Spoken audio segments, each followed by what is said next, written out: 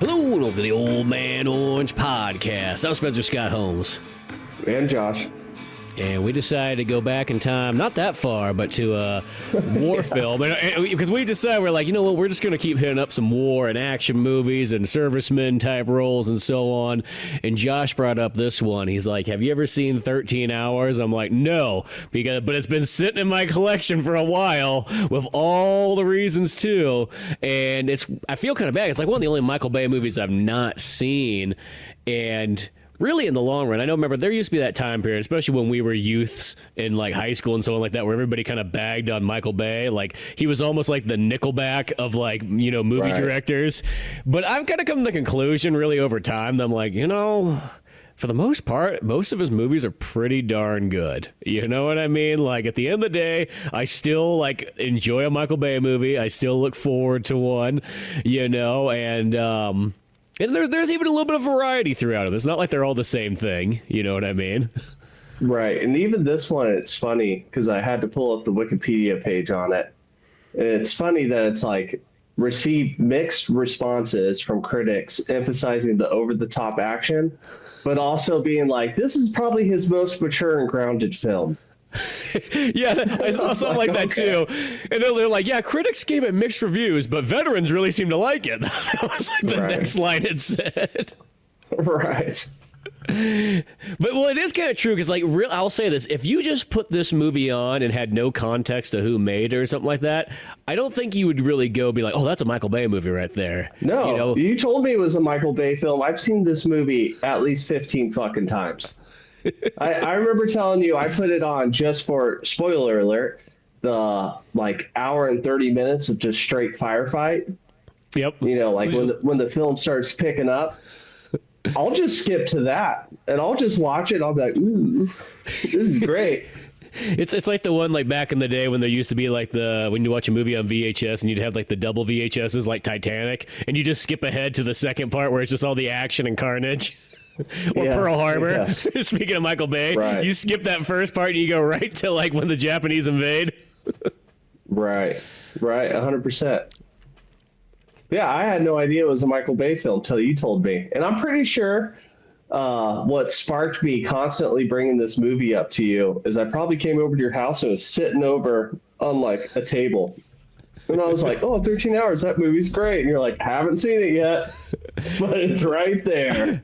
Well, that's what it is. Like, I'll go like on a movie, you'll go to like a, thrift store or like even just like a flea market or anything like that, and you just start picking up movies and so on like that. You're like, oh shit, I want to see that, I want to see that, I want to see that. Next thing you know, you walk home with like 25 movies, and it's like, let's be honest, like, it's going to take a while to get through all these. It's just kind of how it happens. And I know there's some movies that I've had in my collection for like probably 25 years that have still yet to been watched. You bought them with all the good intentions and so on like that, And then when you said this, I'm like, I've been really wanting to watch this movie for a long time. I literally had it sitting here. I'm like, let's do it. Because one, I feel kind of bad for not seeing it. I feel bad for not seeing it in theaters. It was one of those ones where I did want to see it, and you know how sometimes that kind of goes. Like all it takes is you miss the 2 weeks it's there or whatever, and then that's it. It's out, and I was like, well, whatever. I got it on Blu Ray. Let's watch it. Let's go check it out. And I was pretty darn thoroughly impressed with this. All right, so you enjoyed it. I did. You know what it really reminded me of a lot, too, is it really reminded me like it was Michael Bay's kind of version of Assault on Precinct 13, or if you want to go back even farther. Kind of, yeah. Yeah, just like the movie style, like where it's like there's a bunch of guys, they're held up in this one area, and there's a continuous invading force, literally like Horde mode in Gears of War or something like that. Castle defense game. Let's go. Yeah.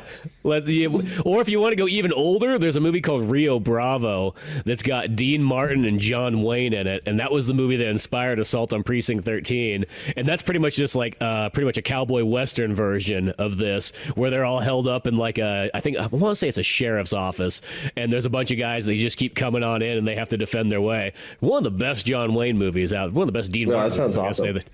Yeah, it's fantastic. I've only watched it like once, but I remember when I think I saw that like John Carpenter talking about in the special features. I'm like, well, I got to go out and find me some Rio Bravo then, like, 'cause this sounds pretty badass. And lo and behold, it's great. Yeah. No, that sounds cool.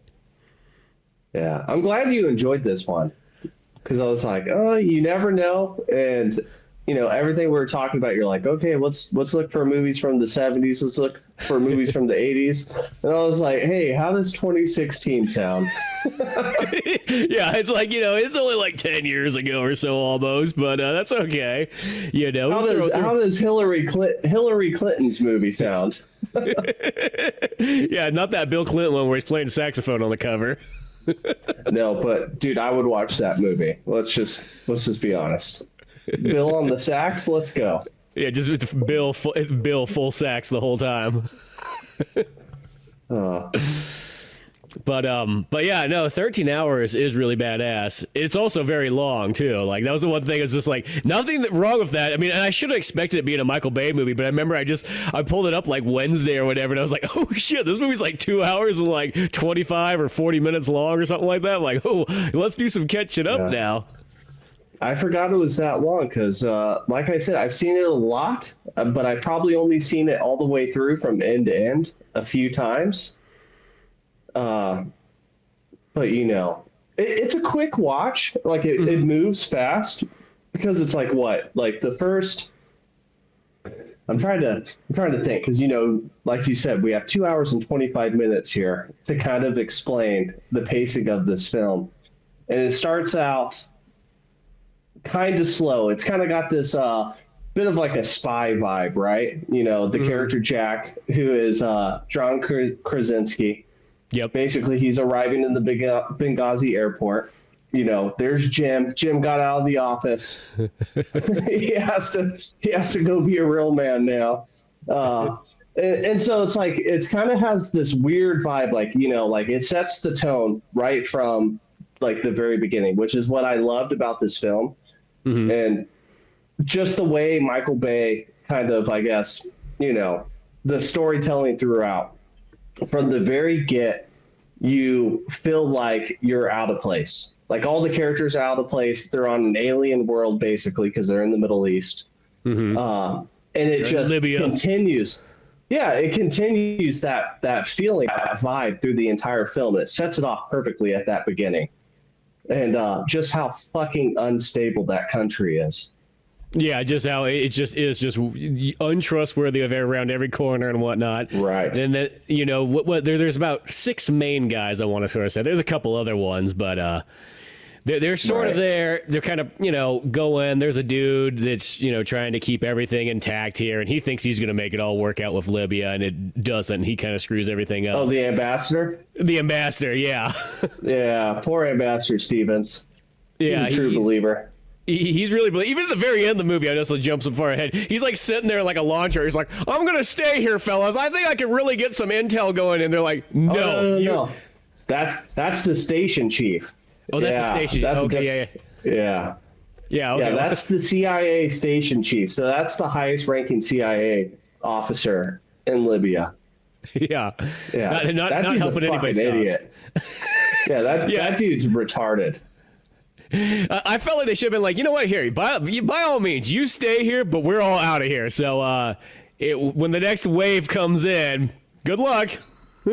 Right. Yeah, that's another thing that's awesome about this movie, which is what I fucking love, just, from being in the military, and like the difference between like everybody who is combat arms and everybody who is support. Mm-hmm. And you have like different ones. You have like signal, you have intelligence, you have whatever fancy job, psyops. Yep. You have all these jobs, and probably like tie wearing dorks behind in a cubicle somewhere, being like, I'm looking at intelligence, and it's hilarious. They call them Jason Bournes, all the trigger pullers, all the grunts. They're like, oh yeah, look at the Jason Bournes at work over there. But it just reminds you of the stark difference every single chance they get, right? Mm-hmm. Oh, like I think my favorite part that really highlights that is the ambassador. We're jumping all over the place, but who gives a shit? The consulate gets overrun. The ambassador's gone. All hell's broken loose. They get back to the Annex, the CIA hidden base that no one's supposed to know about, but everybody in fucking Libya knows where it's at. Yeah.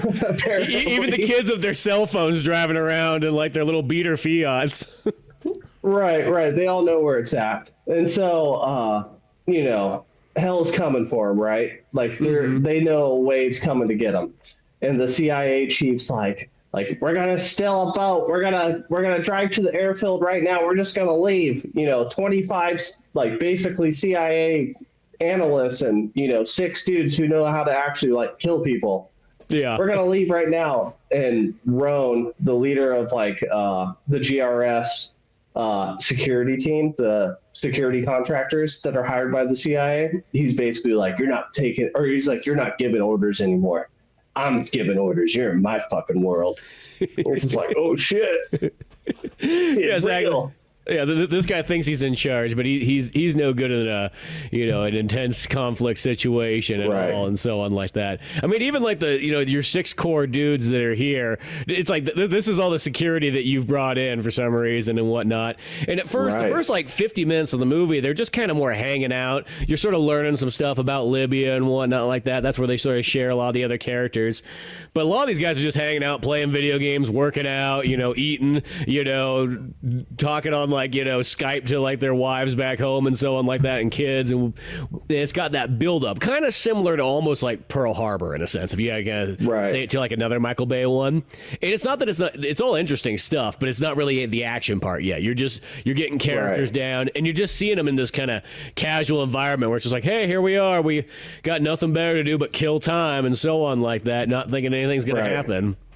It slowly ramps up. Like they do a mission here or there. And like when I say mission, they're basically glorified security guards for the CIA analysts. Yeah, pretty much. Yeah. One part before it like leaves my mind that every single time it makes me fucking laugh. So the difference between the GRS guys, which are all like tier 1 operators, it's like a Navy SEAL, I think a couple Force Recon guys, a Green Beret, and then did I already say 2 Navy SEALs? 2 Navy SEALs, Army Ranger. Yeah, whatever it is, they're all tier 1 guys. Like I guess if you're gonna be critical on any of them, like the Army Rangers, like kind of the odd man out, but still tier 1. So you have like these fucking professionals, right? And to get into GRS, because I had to look this up, because I was like, how do you get that fucking job? You have to spend like so many years, and it's not like a small amount of time in a tier 1 unit to even qualify to like do GRS. So it's like the pinnacle of that CIA contract security work. Mm-hmm. So you got super highly experienced and professional, war fighters. And then you have the ambassadors team with fucking Scott, the dude who loses the ambassador, who fucking turns right instead of left, who sits on the medical table the entire time with his stupid mustache. Yeah. You have dudes like that, and you have the scene where all shit, pops loose, right? They all have to grab their guns and their gear, and they got to get ready to fight. Mm-hmm.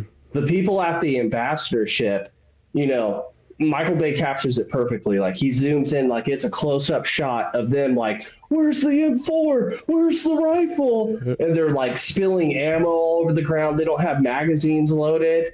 Fucking shit's everywhere. It's chaos. No one's getting fucking plate carriers on. No one has gear assigned. And then it switches over to the CIA annex with the GRS guys. They all have cubbies. All their shit's just there. There's just machine guns lined up. Like, which one do I want to choose today to kill people? This one is already loaded. Yeah, it practically has like a weekday calendar. Like, oh, okay, that's a Monday rifle right there. That's for Tuesday. Yeah. Right, and it's all right there, and they're like ready to go within seconds, right? And it's like that stark difference. Oh, I fucking love that scene because I can teach you something. Be ready. Well, that's what I do like about it, is that, like, it does do a good job of just showing, like, who are the professionals and who are the people that are kind of almost slacking on their home defense in a sense here. You know what I mean? In a way, yeah. And they say that. Yeah. Because that's almost like the whole moral of this thing, is that this is such an underprotected area, and it's like, good thing that there were 6 guys that actually knew what they were doing. Yeah, basically, like the planning aspect of it, to get political. They have fucking Ambassador Stevens go into the consulate.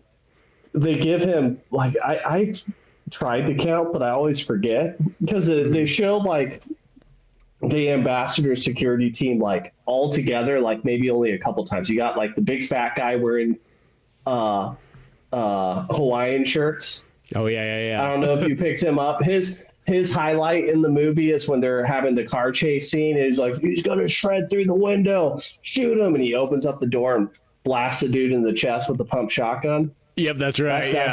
That's that guy's one scene. Yeah, it's a moment. Yeah, you have him. You have the black dude who's pretty legit out of all of them. You have Scott, who's a piece of shit. And then another guy who just like disappears, but he's in the talk. He's the one that's on the radio, like Americans are dying. Yeah. But I mean, like a skeleton crew of not super trained guys, and they even have the scene where the GRS folks are with them, and they're all hanging around the pool that the ambassador gets to use. And he's like, it was, I think it's Tonto, the dude who fights the whole time in shorts, which is hilarious. He's like, if a good enough size force comes in here, you guys are fucked. And they're just like, oh, okay, we're gonna go hit the hookah, brother. Want to hit the hookah with us? No, it's like, yeah, what are you guys doing? Like, you don't have enough people. Yeah, they're just lounging about and everything like that. Not a care in the world. Right. Letting their, well, because they don't have a choice, but all their contracted security are like Libyan nationals who are being paid $13 a day. Yeah. To protect them. Yeah, that sounds crazy. safe. Yeah. It's bonkers. Like you watch it and you're just like, what were they thinking?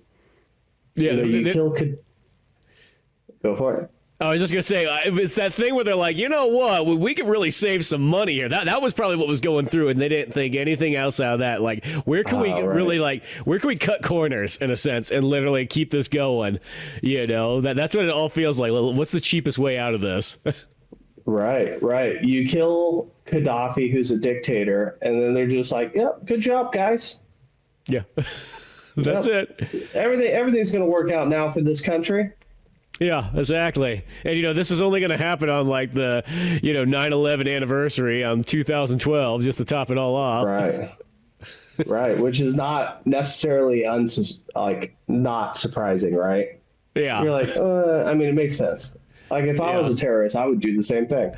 Yeah, use that day to, really like to drive it home, Yeah, 100%. But, I mean, like, you get those reminders the entire time where it's like, what the fuck is going on here? This doesn't make any sense. Yeah. Literally. At least from the ambassador side. Yeah. Right. Oh, shit. Yeah, that's a good point, too, because even the characters do say that, like, even during the firefight, they don't know who's like a good guy, who's a bad guy. It's just pure chaos. My favorite character in the whole movie is the big fat Libyan guy with the white shirt and the silver plated AK. And he's like, go that way. Americans in trouble. And then next time you see him, he's one-handed firing at the enemy. Yeah, exactly. There's another line I loved when they were kind of in there when they couldn't really tell who's who and whatnot. And the guy's like, he's like, everybody out there is an enemy until proven otherwise. Like, right. Not taking any chances, Dude, I love all the scenes where it's just like, it's mostly Tonto. I feel like he's like the comedic character in this movie, which he kind of is. Anybody listening to this, go find a podcast with him on it. He's pretty fucking funny. He's a funny guy. Yeah, he's pretty hilarious. But where he's like moving and it's like two dudes would pop out of like a corner with AKs and he's like, who the fuck are you? And they're like, oh, just staring at him. He's like, you 17 Feb? They're like, yeah. He's like, okay. And then one of those guys like who says they're 17 Feb ends up like blowing his hand off somehow just randomly. He's like, what the fuck? Yeah, exactly. I also like because there's another character I like this. There's the translator Libyan guy, and they literally just like arm him up, and they make him look like Barney out of like Half-Life Blue Shift. They're like, here, take this helmet, put this armor on. Here's your pistol. Yeah. You're gonna help us defend. And there's even a part two. They're like, you know what? You did a good enough job. It's time for you to go. He's like, I am staying with you guys. I will fight to the end. Like, okay, well, here you go. Right. Have your pistol back. Right. I think his name was Emil or something like that. Yeah, he just really reminded me. I don't know why. He just reminded me of like the dude, like literally out of the Half-Life Blue Shift, like the security guard guy. Just in over his head.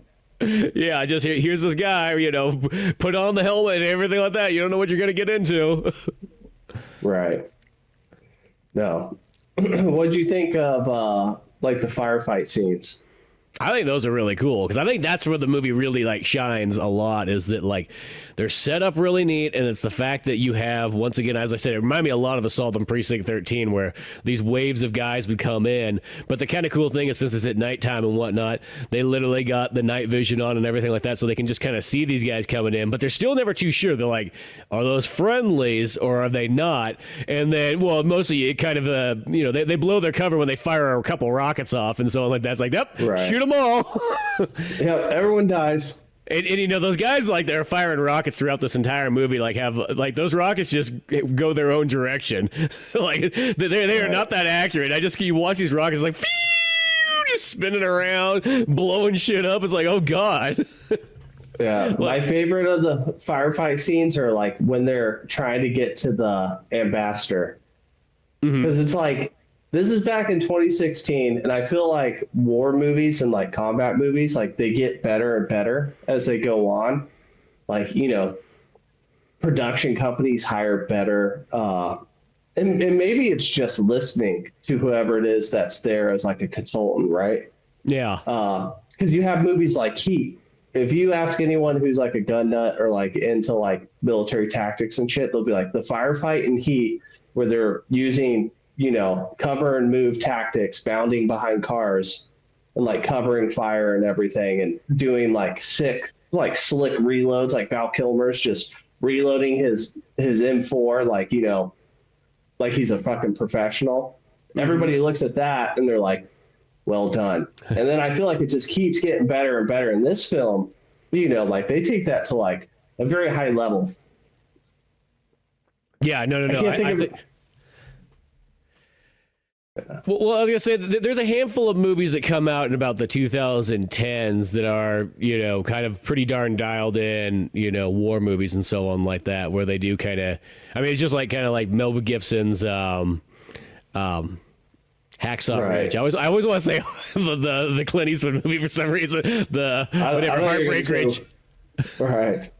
I thought you were going to say We Were Soldiers for a second. That's like I should say like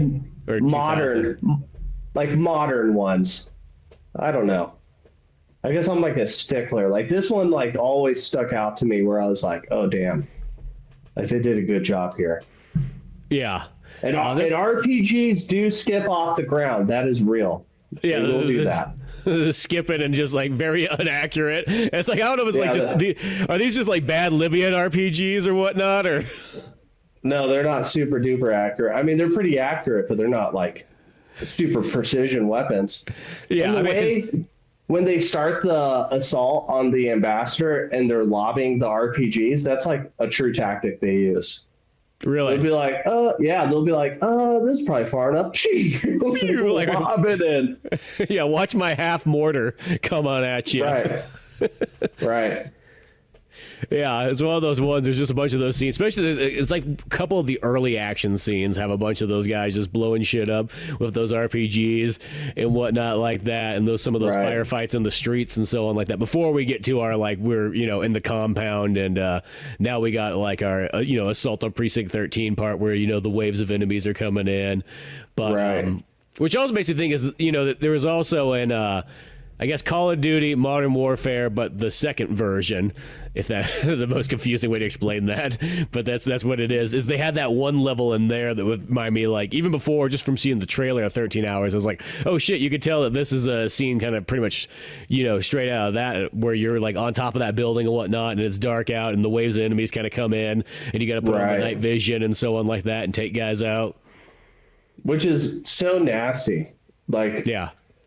I don't feel bad for all the Libyans who died. because it's like, you fuck around, you find out. But I mean, like, Yeah. they're trying to overrun this American outpost, and you got a bunch of fucking like knuckle dragging motherfuckers with belt fed machine guns who are just like fish in a barrel, let's go. Yeah, and technology to top it off that, these guys don't have. They got the infrared lasers, so they can't see them. It's like that one at first in the movie. I'm like, well, clearly that's got to be something more than just a regular laser. And it's like, oh, it's an infrared laser. There we go. That's why that not everybody can see it. Yeah. Yeah, popping up only on night vision. Yeah, and that's the beauty of fighting a non-peer adversary. Yeah, so you could use all your technology to your advantage and so on like that, and just the only thing you're thinking about is like, well, are these guys going to give me the Hawaiian signal or not? Right. That part like towards the end, where they're like, oh shit, there's more guys coming. This is going to be it. You know what I mean? And stuff like that. And the guy's like, hang loose, brother. And it's like, oh shit, they're good Libyans. I love when they're doing the weird arms deal. And like, tensions are high, and that's when Tonto does that the first time. He's like, hey, tell this guy to chill. Tell this guy to chill. And he was like, all good, brother. Like, it's universal. Yeah, because that's what I thought. I'm like, oh, so that's a thing. Like, maybe I'm like, did they just teach him that, or is that the Libyans have something similar to like Hawaiians? Like, I don't know. I was trying to put that together where that all came from. I don't know, but I accept it. Yeah, it works. It's one of those ones, you can see it from a distance. You can tell that, like, okay, that guy's cool. You know what I mean? Like, it all works out. He gave the hand signal. Right. Yeah, dude. I also thought, like, I really want to know, like, if they made like an expanded version of this, or at least like told the CIA analyst side, I would love to know what those people were actually doing. Yeah, what they were doing like, there. Yeah, because every time like it shows them out, or like it shows the CIA analysts, it's not in a favorable light whatsoever. And I know they do an important job, and this is like, it's based on a book written by the surviving members of the GRS team, right? Yeah. So they're not going to be nice to the Jason Bournes. No. Well, that's the thing. I was thinking the book was probably where it would explain just more details on all this. Right. But I would love to know what like their actual missions were, because it's like Gaddafi's already, been overthrown.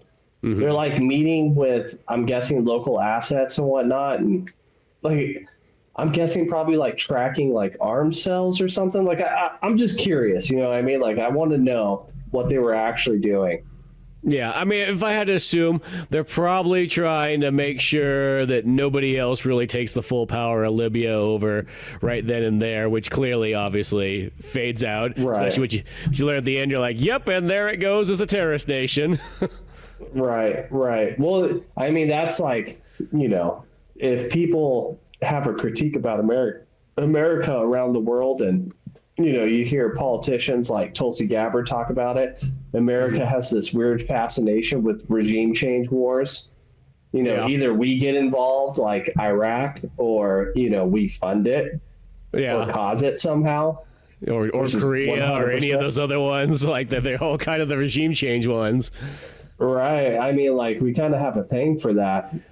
Cuba, even, you know what I mean? Even back in the day. Right. Yeah. Like, we love overthrowing people. Yeah. And like, this is one where it went like bad. It went south fast. Yeah, it went real sideways for Libya. Yeah. Or Libya. Really, I don't even know if Libya's even recovered by this point. Like, I kind of thought about that when the movie was kind of ending and all those credits. I'm like, no, because it's like I felt like it's one of those ones I used to hear about Libya all the time, and I felt like this movie's like the last time that like it's really brought up at all. You know what I mean? Right. Like, what is going on there in Libya? Right? Is ISIS still like have a stronghold in Libya? That'd be interesting to know. I mean, I won't look it up because I don't care that much, but No, that's a rabbit hole you'd go down for a while. But just real. When I was watching the movie, that was what I was kind of thinking. I was like, oh, okay, if this is 2012 right here, you know what I mean? And this movie was like kind of like 2016. So well, what's going down in Libya anymore? It's like after this, like, see ya, we're done, out of here. Right. This film also has one of my favorite, I feel like he's kind of like not as popular as what he should be because he's really fucking good. James Badge Dale. He plays Roan, like the leader of the GRS guys.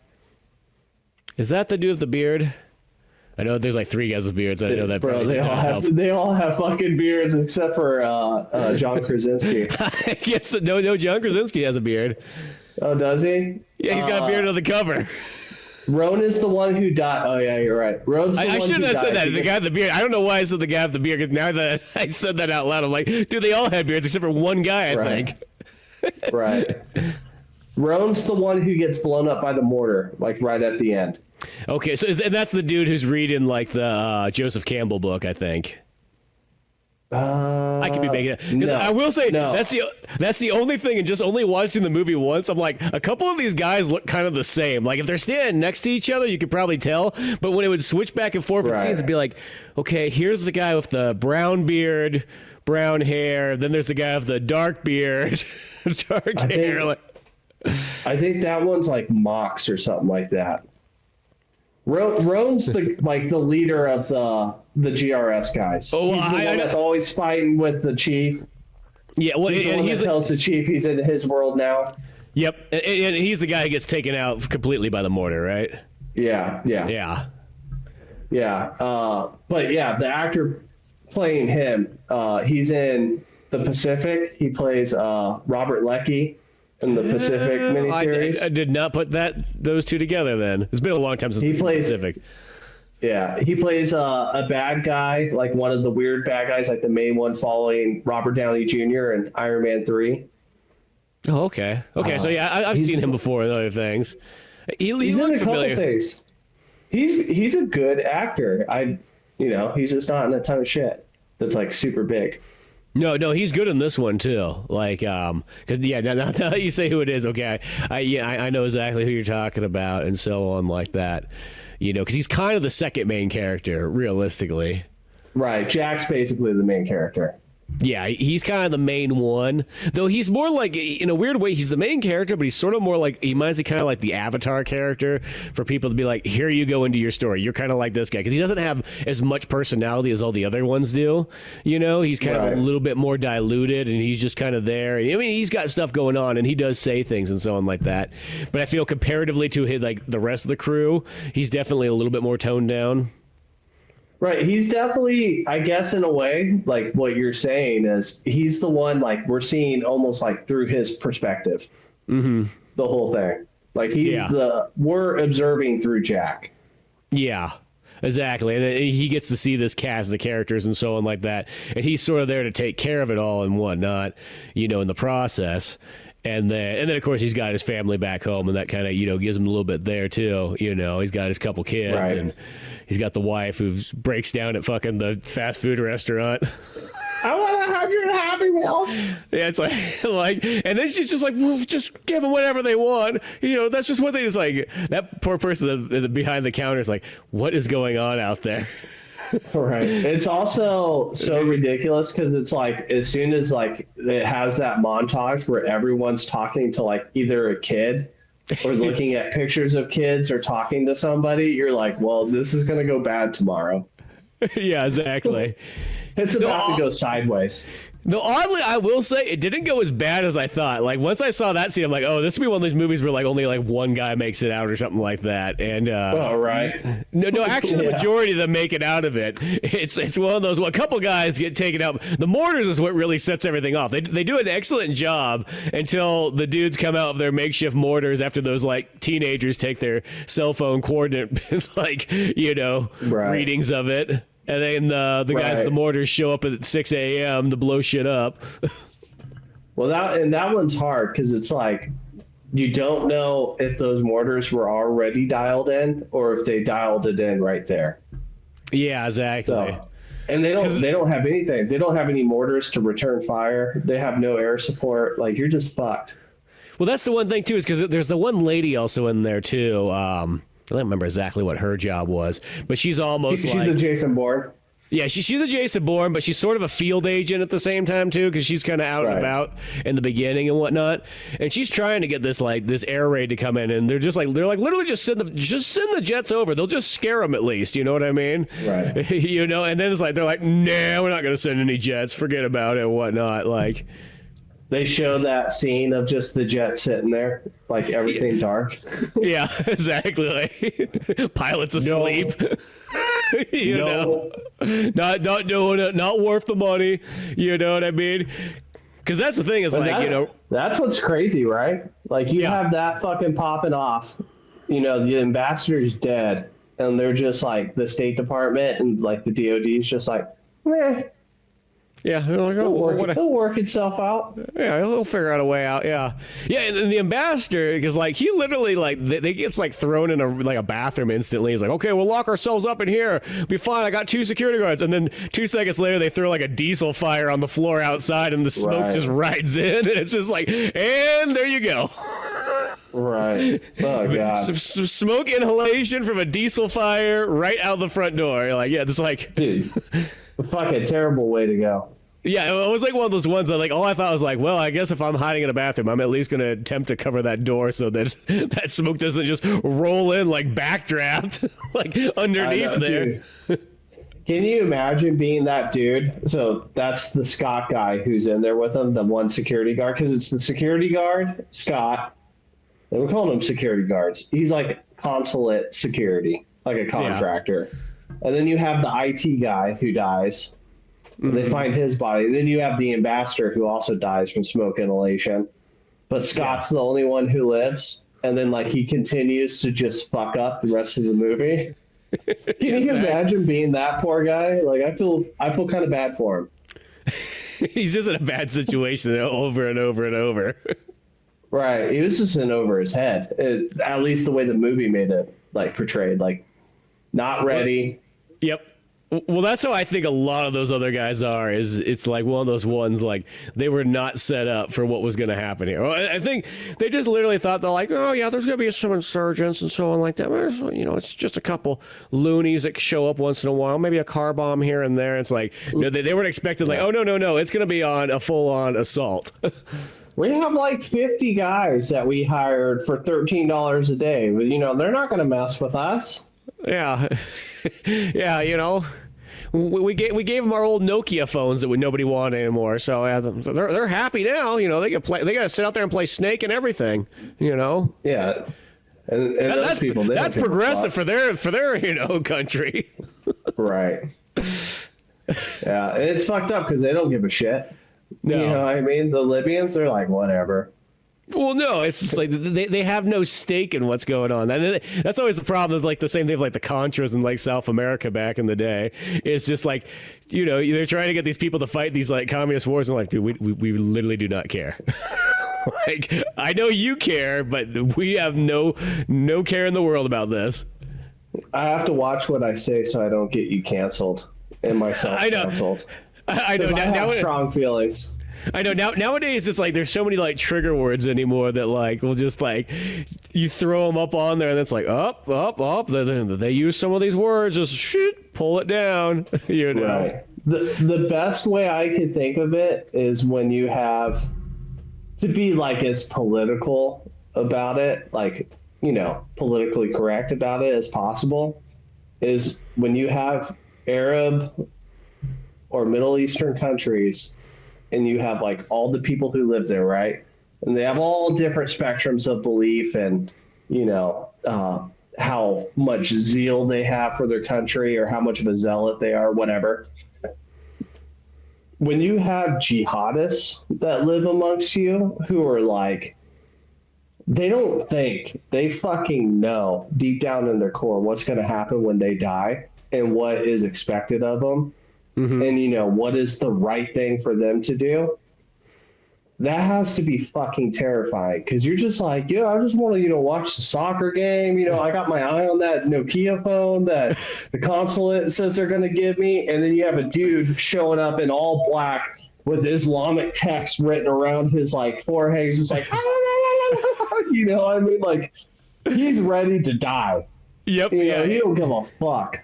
Yeah, no, he's ready to die because he thinks he's going to the golden land. You know what I mean? It's all going to work out fine and dandy. They don't realize that he's just going to be thrown in a, miscellaneous grave, and that's it for his life. Right. Well, that jihadi is a true believer. And it's like the rest of them are just like, they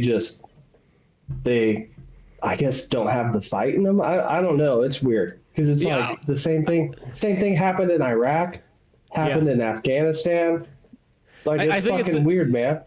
I think a lot of those ones, they just get so burnt out that's like, I just don't care anymore. I think that's what happens a lot of times. And or sometimes it's that weird one where it's like, it's just not worth it. You know what I mean? Like, I'm just going to enjoy the soccer game for as long as I can before it blows up and go from there. Right. That's like when people were surprised about the fall of Afghanistan. They're like, I can't believe that fucking happened. We were there for like over 10 years. Like, how did that happen? I'm like, thinking back of, in 2010, there's a firefight taking place. All the infantry dudes are up on the wall, right? We're all fucking shooting, like getting after it. And you look like, where's the Afghani National Army? And then you find them all, and they're like chilling behind sandbags, letting everybody else fight, and they're smoking hash. Just like, they're like, oh yeah, just another day in Afghanistan. Yeah, well, once again, they don't have enough care. You know what I mean? It's not no worries. And I think that's the thing is people think they're like, oh, well, you know what, you're working on our side now. You're gonna really enjoy it and something like that. It's like they don't have that gumption. It's just not there. It's almost weird. Interesting too because you look at 13 Hours and it does give that like good perspective of like, literally Libya and the U.S. is so far on a complete different spectrum of like, just ideals and everything. Like they're so radically different. It's not like it's like Europe that's just like alternative America at the end of the day. You know what I mean? Or anything like that. It's like, no. You get to like Libya, it's like, it's like nobody's on the same wavelength. It's like, the same things won't work here, so, and that's the hard part about trying to control that area is that everything's so radically different, especially when you also have like a little too hardcore emphasis on religion, Right. You have some people who want it, but I mean, they're probably like a huge minority. And then also, are they gonna fight and kill for it? Yeah. Is that worth it? Is it worth dying over it? Yeah, that's the thing, It's one of those weird ones, And I think that's the thing is like, just Americans like, come on, what do you mean? Like, if you just want to fight for your freedom, feel like we got a revolution going here. Like, you'll be like France, Don't you want to be like France? No.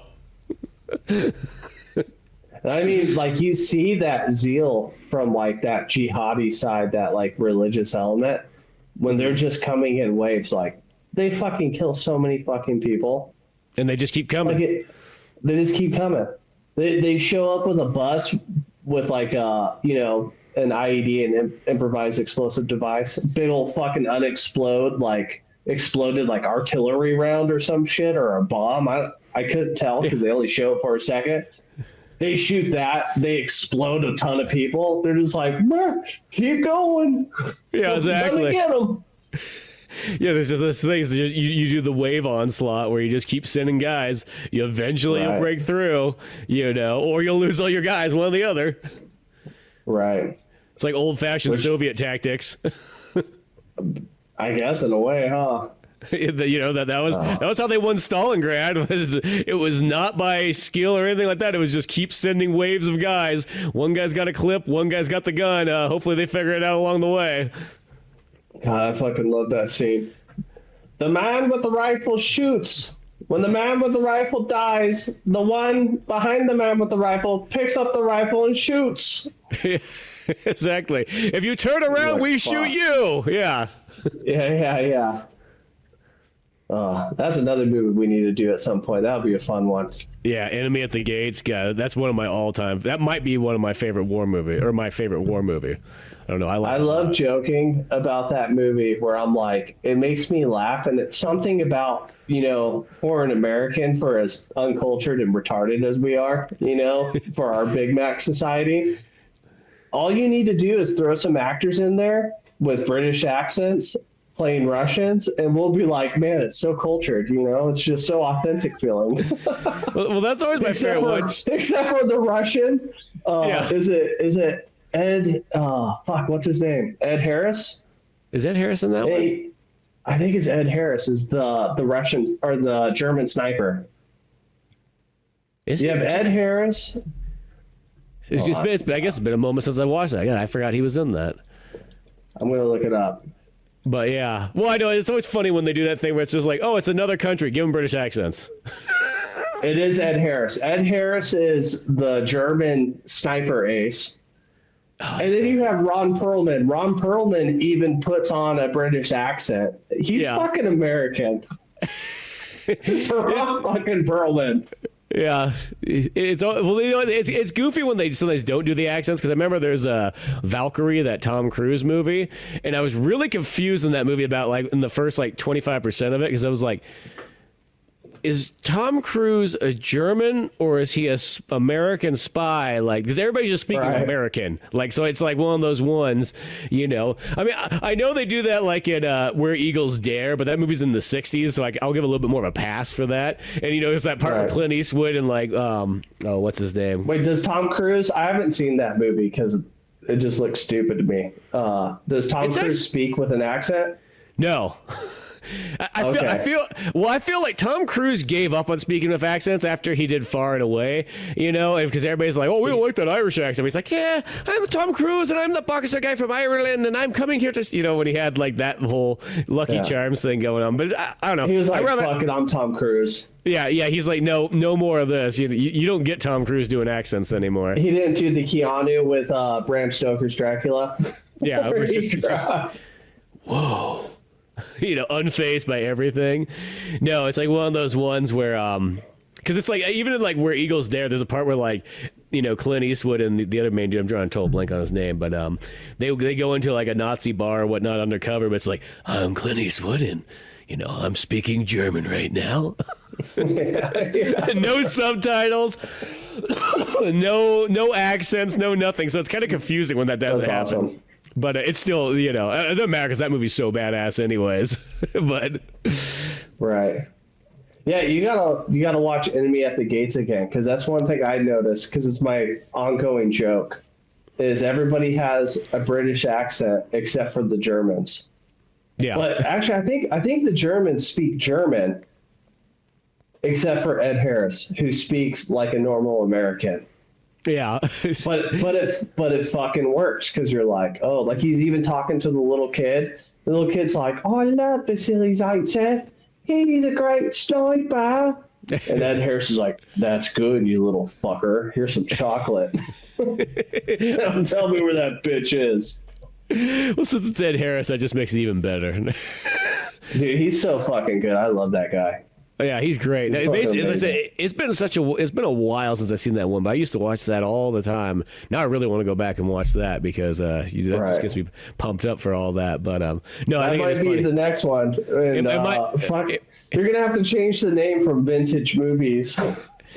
I call these ones pretty much what I've done, because of this happened already once or twice before. So I call Vintage Cinema is literally 99 and back, as far as possible. And then I do Modern Cinema is 2000 and forward. That's my... Okay. And that really, works. Actually, this sounds weird. The number one thing that actually splits up, I think, between modern and vintage cinema in a weird way is 9/11. It sounds like the strangest way to do it, but if you really think about it... You said this before. Explain your thoughts. So movies radically change after 9/11. They literally go from almost being pre 9/11. You kind of have where movies feel like they're movies, they're films. They have this larger than life feel. They're slightly over the top, all that kind of stuff. post 9/11, everything gets kind of that grounded in reality, documentary style feeling. Things aren't really fantastic anymore and things like that. And even movies that are like, okay, perfect example is I'll take a terrorist movie from back in the 90s, True Lies. But True Lies it's a terrorist movie, but it's got fun in there. It's got a little bit of over the topness. Arnold Schwarzenegger tries to jump a horse across a building, things like that, and then as time goes on, like if that was a 2005 movie, it would be that almost Jason Bourne style where it's like, you got this like very documentary look. It's very kind of like has this gritty, grounded, feel and all that stuff, where it changes. Like 13 hours. Yeah, like 13 hours. It still falls in that kind of where it's kind of grounded in reality. It's not like if think of 13 Hours was a Chuck Norris movie in the 80s, how different that would kind of feel. Right. Well, he wouldn't be all busted up like all these dudes were. Like they're dirty and filthy looking, and explosions are hitting them. They're all getting all fucked up. Chuck Norris would just be spin kicking motherfuckers' jaws off. Well, yeah. The mortar comes by. Chuck Norris would just give it a roundhouse kick. It would fly back and then take out the rest of the Libyans. Dude, like. You take Lone Wolf McQuade, where he gets trapped in his Bronco, and it's like, Chuck should be in a bad way, and he just uses that V8 fucking Detroit muscle. Pull himself out of that hole. Dude, I remember watching that as a kid and looking up at my dad my dad just be like, Chuck Norris, son. Chuck fucking Norris. He's a man, goddammit. That's a man. Look at that chest. Look at that hairy chest, boy. Don't you look away from the screen now. People think that Bruce Lee defeated Chuck Norris, but really all it was a 1.5-year process later that Chuck Norris finally won. That's so fucked up. Oh, man. But yeah, no. It's like, so that's how I look at those movies. Is like, that's kind of like, that's the biggest turning point right there. Because even if you look at movies like truly in 2000, they feel a lot different than like a movie in 2002 or 3, Right. There is a major jump.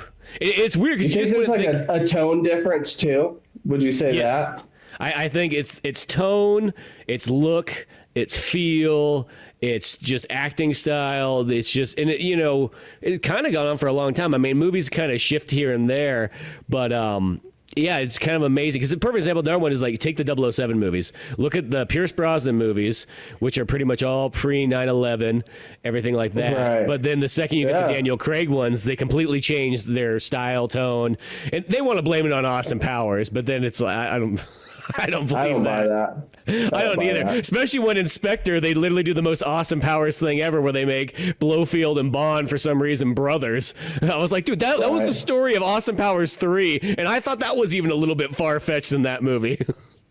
Which was the first of the Craig Bond films? Was that Casino Royale? That Casino Royale. Yeah. That scene where he's chasing Homie across the rooftops. And he's just in that beat out fight and foot chase. You talking about the one where they're in the beginning where it's the crane and the dude's doing the parkour? Yeah, dude.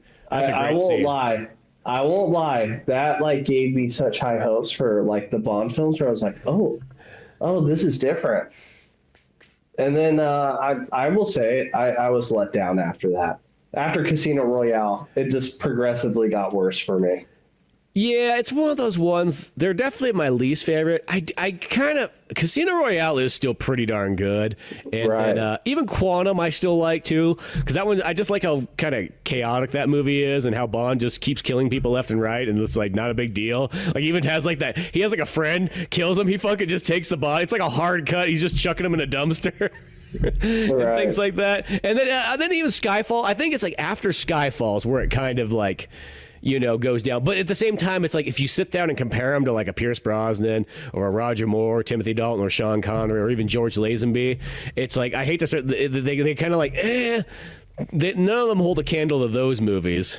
They lost their charm when they went so hard, and because they're still not realistic. Quantum Solace is the one with Arma Dayamis or whatever her name is, the super hot chick. The fuck? It's gonna bug me. Well, even in those, it's like they tone down the women's like sexiness in those like later Bond movies too, because they ground it more in reality, I guess, is the way you say it. Right. But whichever one it is, they have a shootout scene where they're both using like tiny ass subcompact pistols, and like I let it go when I watch an old James Bond film when Bond has to use a Walter PPK because that's what's fucking cool, James Bond's. That's what Adolf Hitler killed himself with. So you know what? Well, hey, all the more reason to have it. But like I watched a movie where a Walther PPK that was supposedly owned by Hitler was in it. But anyways, they have this shootout in like this like foyer staircase area, and it's super low light. They're using subcompact guns, and they're just like whipping shots all over the place, right? And for a movie that's like so grounded in reality, it's like so unrealistic. Yeah. They're dropping dudes, like descending on them with like rifles and shit with their little subcompact 380s. Yeah. And I was very disappointed. I was like, man, this is fucking stupid. I hate to say it because I love James Bond, but yeah. Well, and I love Daniel Craig. Daniel Craig was a great action, star in a way. Yeah. No, I like him as a Bond and everything like that. As I said, I still enjoy him. I just don't like him nearly as much as the other ones at the end of the day. That's the best way to sort of like say it, But but yeah, those are a perfect example of movies that fall into that like post 9/11, where everything sort of changes quite a bit, It makes sense. We also got started getting a lot more I guess these modern military films. That's when one of the worst fucking movies ever made, even though it won a ton of awards. Hurt Locker came out, and it was dramatic, he's an EOD tech, fucking drama. The tone of that was such a depressing movie in a way. Well, they're not like 80s war movies where it's it almost has a little bit of a fun factor to it. Like Heartbreak Ridge? Well, I don't know about Heartbreak. Well, that was a little bit more dramatic. I was gonna say some of those other. It's pretty fun. It's pretty fun though. Yeah, it still is. Where that's the Hurt Locker, which is funny because that's the same. Not Heartbreak Ridge. Yeah, Heartbreak Ridge, the Clint Eastwood movie. The Clint Eastwood one, yeah. We should just stop referencing Heartbreak Ridge and Hacksaw Ridge because we fuck them up too much. You just combine them together and so on. But the Hurt Locker, it's kind of funny because this comes from Catherine Bigelow, who did Point Break. That's what I always think of her as more than anything. Are you serious? Yeah, that's the same lady as I'm so disappointed. Yeah, there's nowhere to go, Brody. Which I love. Point Break. That's one of my favorites. I fucking love that movie. I am an FBI agent. Yeah. What's the funny thing though is it's all good, bruh. Believe me, I do not know how to surf. Right. The funny thing I always think about with that movie though is you always go it's amazing how Fast and the Furious, the original one, is literally like a carbon copy of that story.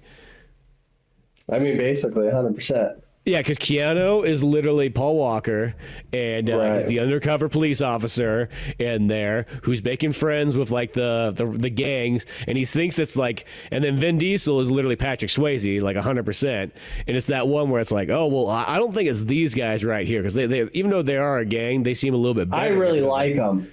Yeah, he's my buddy, and I want to fuck this girl. Yeah, and instead of in Fast Furious, of course, the girl's the sister, but in the Point Break, it's just that was his previous girlfriend that they still hang out with and so on. So they all have that same tie-in and whatnot. But it's still basically the same thing. But it's it's literally the same core storyline beat for beat, which is just kind of funny because when you think about it, it's that their movies are only 8 years apart. It's not like they're that. It's not that distant. Right, and that's probably why I love Fast and Furious, the first one, so much. Yeah, because it's got the Point Break storyline. Yeah. Yeah, my Some two cars. favorite Fast and Furious is that one and Tokyo Drift. Those are like my favorites. Tokyo Drift's the other one that's like literally one of the best ones. It's got the most car stuff in it too. But yeah. But just going back to those war movies that are kind of like 13 hours and all that stuff, because you sort of have those in about, I guess you would say, late 2000s, 2010s. You start getting there was one that was there was a Navy SEAL movie that I remember that came out. Was it Act of Valor? Yes, I think that was it. Yeah, that's 2012. Yeah, 2012. I do remember seeing that one in theaters because I remember that was one of the first. The Navy propaganda film. Yeah, pretty much. And I remember because that movie it was one of the first movies I remember seeing that's like, oh, they're using like first person like camera angles, to do a lot of these shots. Because beforehand, that was not really, you would see it once in a blue moon in a movie. They would get like a first person angle for like a second or something like that. Sometimes a Western would have it where like you just see it from the gun kind of thing, like proto video game first person angle. But I remember that one used it quite a bit. And I was like, oh, that's kind of cool. That's different, Well, that movie's legitimately paid for by the Department of the Navy. That's right. And yeah, starring actual Navy SEALs. It's a recruiting fucking ad. Yeah, it's like Top Gun for Navy SEAls. It's also it's what they thought Charlie Sheen's Navy SEAls was going to be, but right. I love. I can't remember what podcast it was, but it was like a Navy SEAL talking about that movie. And he was like, maybe it was Jocko Willink on like a GQ YouTube thing. And basically it was the scene where they like basically headshot the dudes and they fall backwards into the water and the Navy SEALs catch them out of the water and then lower them real slowly. And he's he's just like, that would never happen. It's fucking impossible. Yeah, how do you do that realistically? He's like, once you fire a shot, they know you're there. It doesn't matter if you have a suppressor. Yeah. Well, that's the this thing. Is fucking stupid. A suppressor still makes a noise, especially when it's quiet as fuck out. Right. Unless you're Sean Connery back in like those Bond days. Yeah. Then they're truly silent. Or I guess Pierce Brosnan. Yeah. Choo, choo, choo, choo. Get your silencer on there and so on like that. But then what else was there? There's like American Sniper and We Were Soldiers came out 2002. Yeah, but that's way before all these other ones, though. Right. But I mean, it's like after 9/11. Yeah, that is. Even though that one I think follows in the trend of like the Saving Private Ryan kind of era. It does have a lot of Saving Private Ryan feel. Because, that's the same. They have Enemy at the Gates and Pearl Harbor and all that kind of stuff. Is that like those ones all spawned from Saving Private Ryan? Which Saving Private Ryan, I will say, actually does have those proto. You're kind of even before 9/11, it does have a little bit more grounded. Even though it still feels like a film, but they start shooting things a little bit more differently. It's got kind of proto shaky camera in there and so on like that.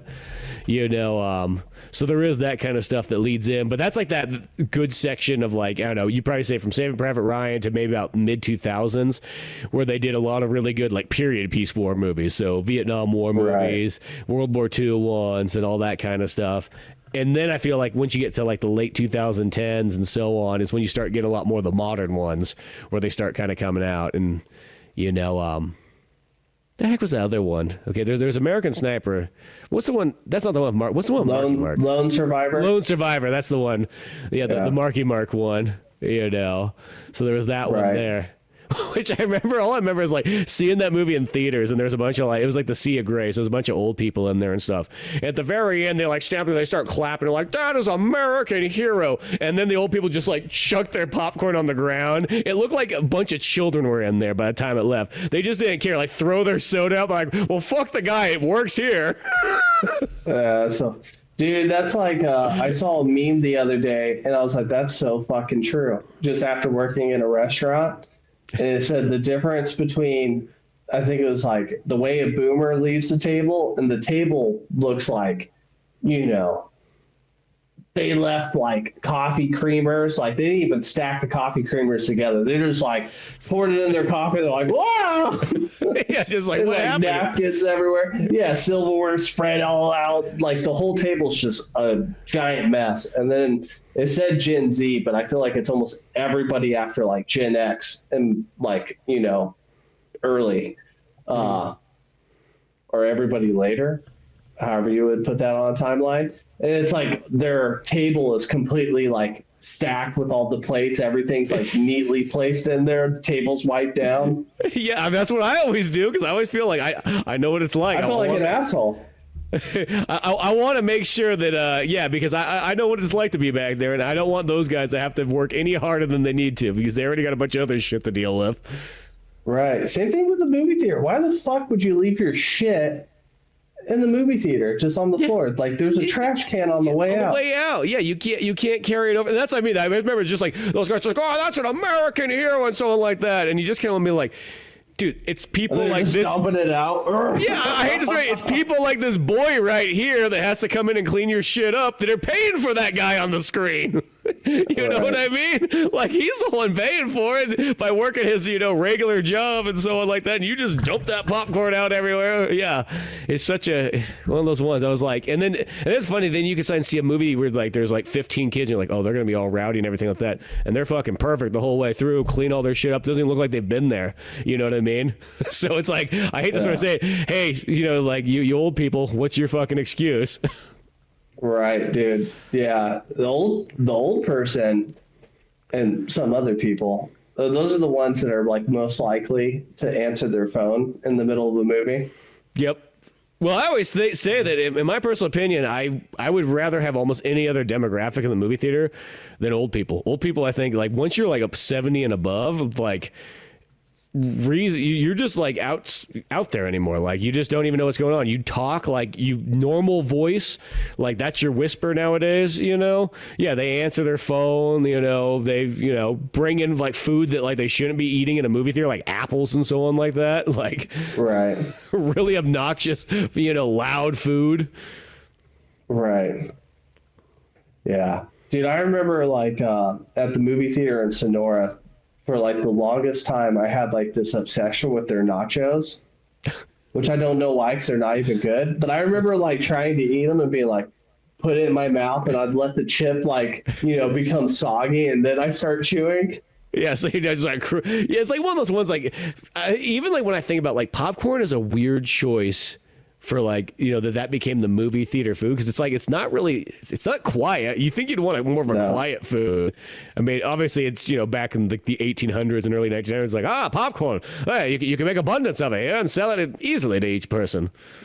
Right, probably. Yeah, no, I think that's where it just kind of stems from. But like, it's really not a very practical thing for a movie theater. Right. Hey, at least like, you know, they didn't take from the circus and those peanuts. Yeah, people like, can you imagine chucking peanut shells on the ground the whole time and everything like that? Right, dude. Like I remember going like in the South. I can't remember. I think it was called like the Wagon Master, but it was one of those restaurants like steakhouses where they had like the big old bucket of peanuts. Yep. And you'd walk to the bathroom past some people's table, and there'd be like a fucking just giant pile of peanut shells, and you're like slipping on them, like, oh fuck. Well, I remember. As a kid, you know, I would still see those restaurants here and there where it's like, oh, you can just throw the peanut shells on the ground. Like that was part of it. Like, right. And it's like, I've always kind of wondered if those restaurants still exist. I bet you if you looked hard enough, but like, I haven't seen one in a very long time. Right. I mean, I wouldn't want to run that restaurant. Oh, can you imagine working there and every night you have to sweep up all the peanut shells? Yeah, like 10,000 plus peanut shells are on the ground. And that probably is definitely a liability. I bet you it does get slip on some peanut shells, fall, sue the restaurant. That would make me want to go to Benghazi and go shoot people with a machine gun. Exactly. Be like, no more peanut shells. I'm out of here. Well, yeah, as long as you're on that. Well, really, it's like when you going back to 13 hours, they were doing totally fine until those like 3 guys with mortars came out. That was really the thing that threw a wrench in the whole gear. You know, everybody was doing great, and then the 3 guys with mortars came and had some really surprisingly good accuracy for once. Right. Now that's the problem of being stuck in a static location, and they know where you're at. Yeah, exactly. Well, As I say, and it became daytime by that point because they've been out there for 13 hours.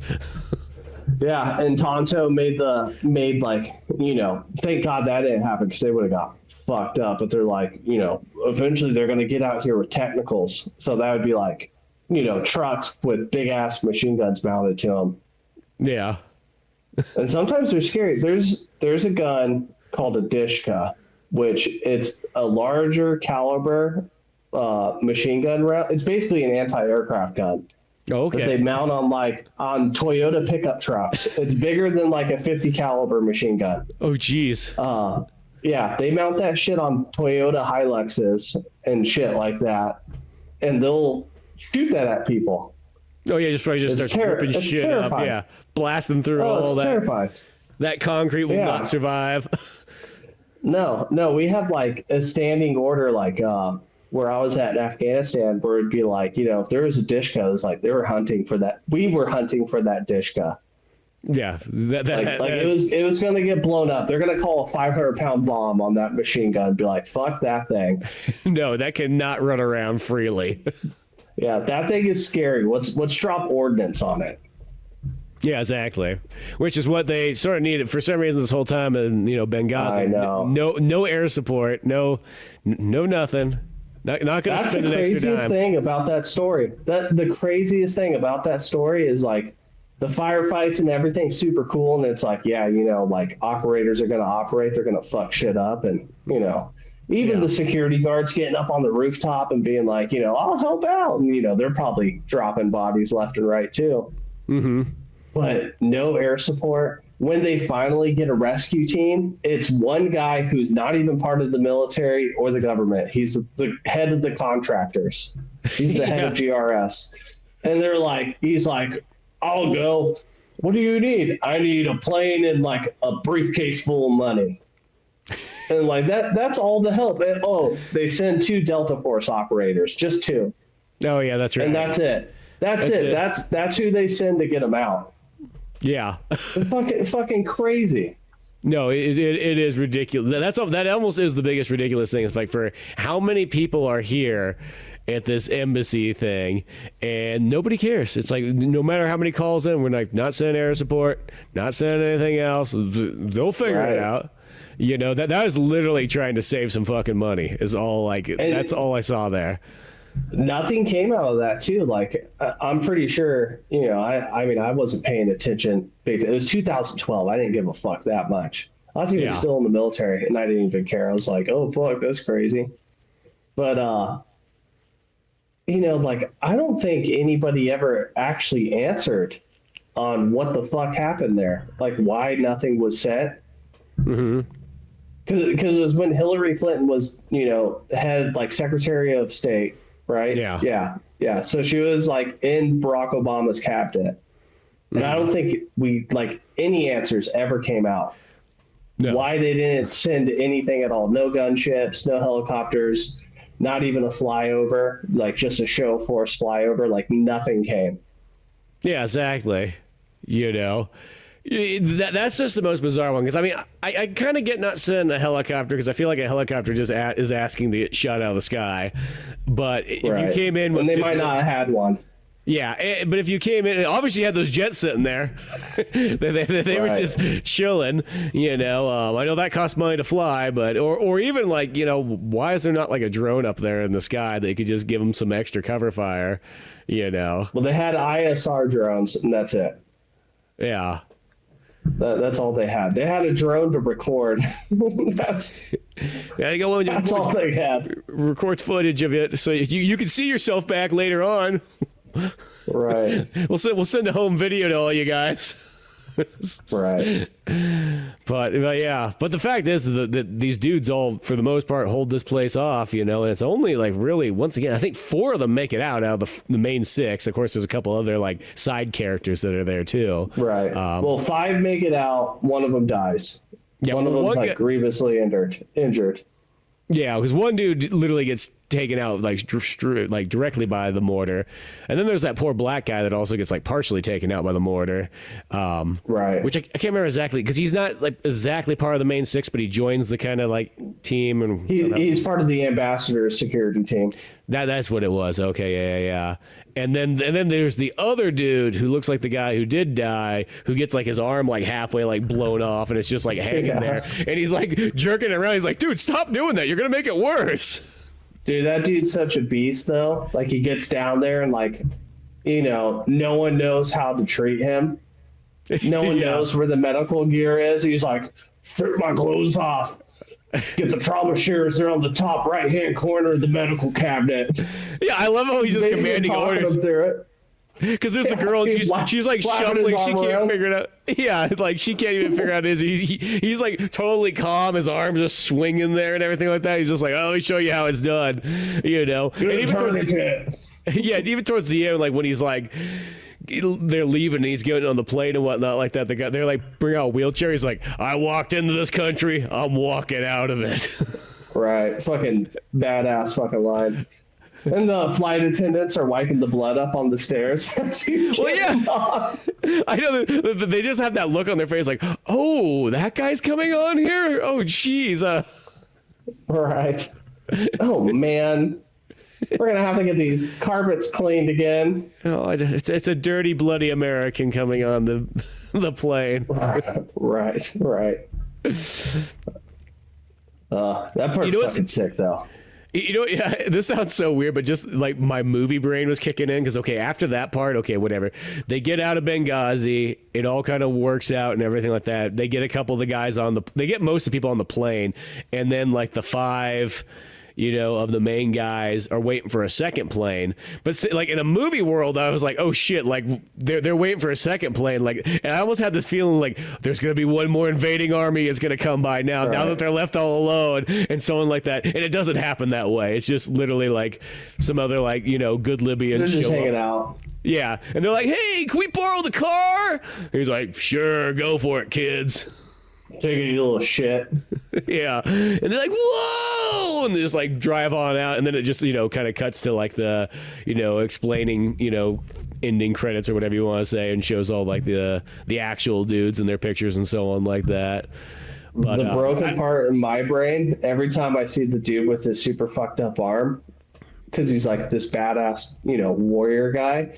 Yeah. I don't know why, but I'm always like, oh, he's almost like halfway there to being Venom Snake. You're about to make it. You're about to make it.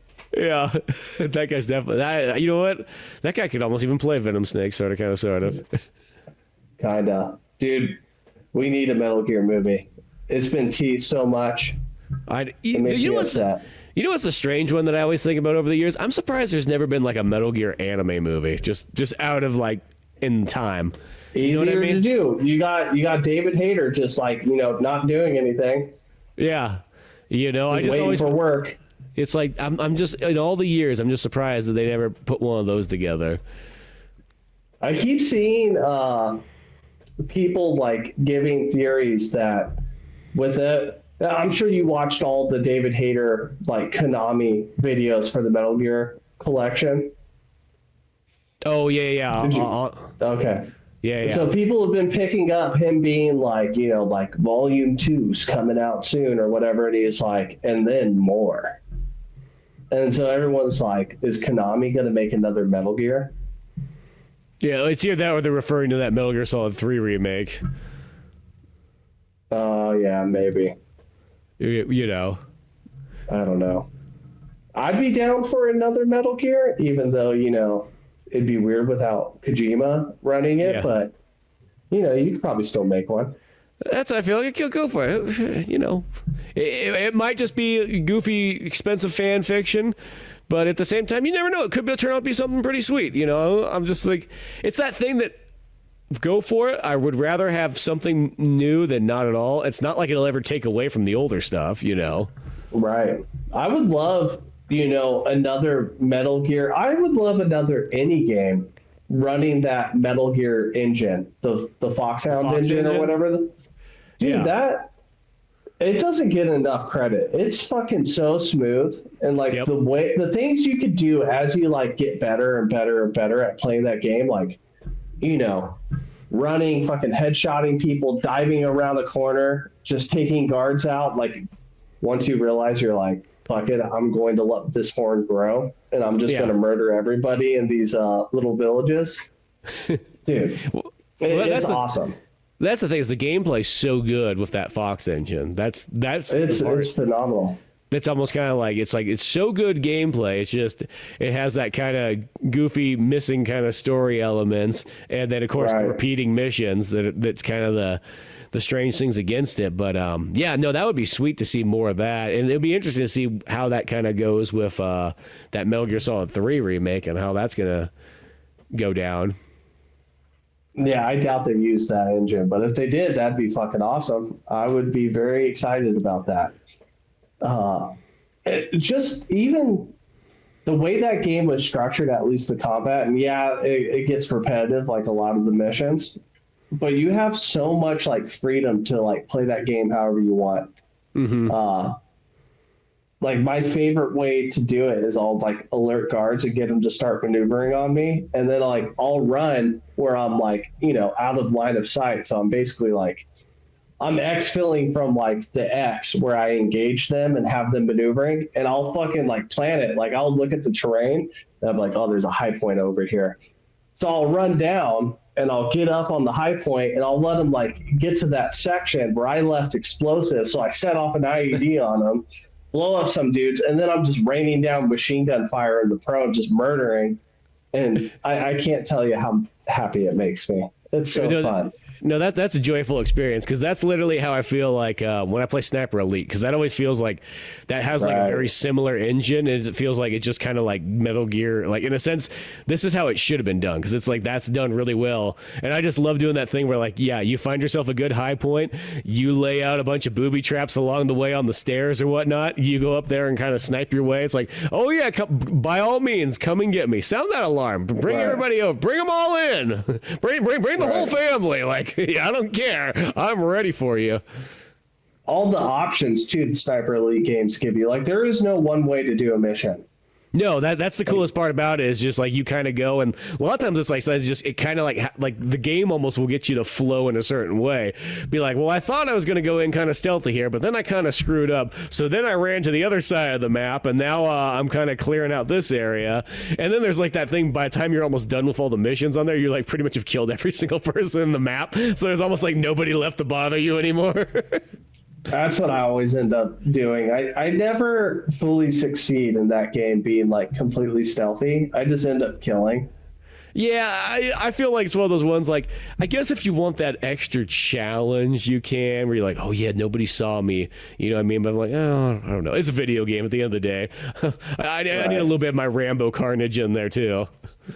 Right. I need to shoot zombies. I need to shoot Nazis in the face and like have that X-ray footage. Yeah. I need a bit of that, and I need to set bombs off. If I'm not, because I love just setting. I just will throw bombs out. Like, oh, I got too many bombs in my inventory. Well, guess what? We'll just chuck them out here, hide a grenade on this body, and then all of a sudden it's like you'll be like halfway across the map, and then it'll be like, boom, explosion goes off. You're like, cool, there we go. Score's still going up. Yeah.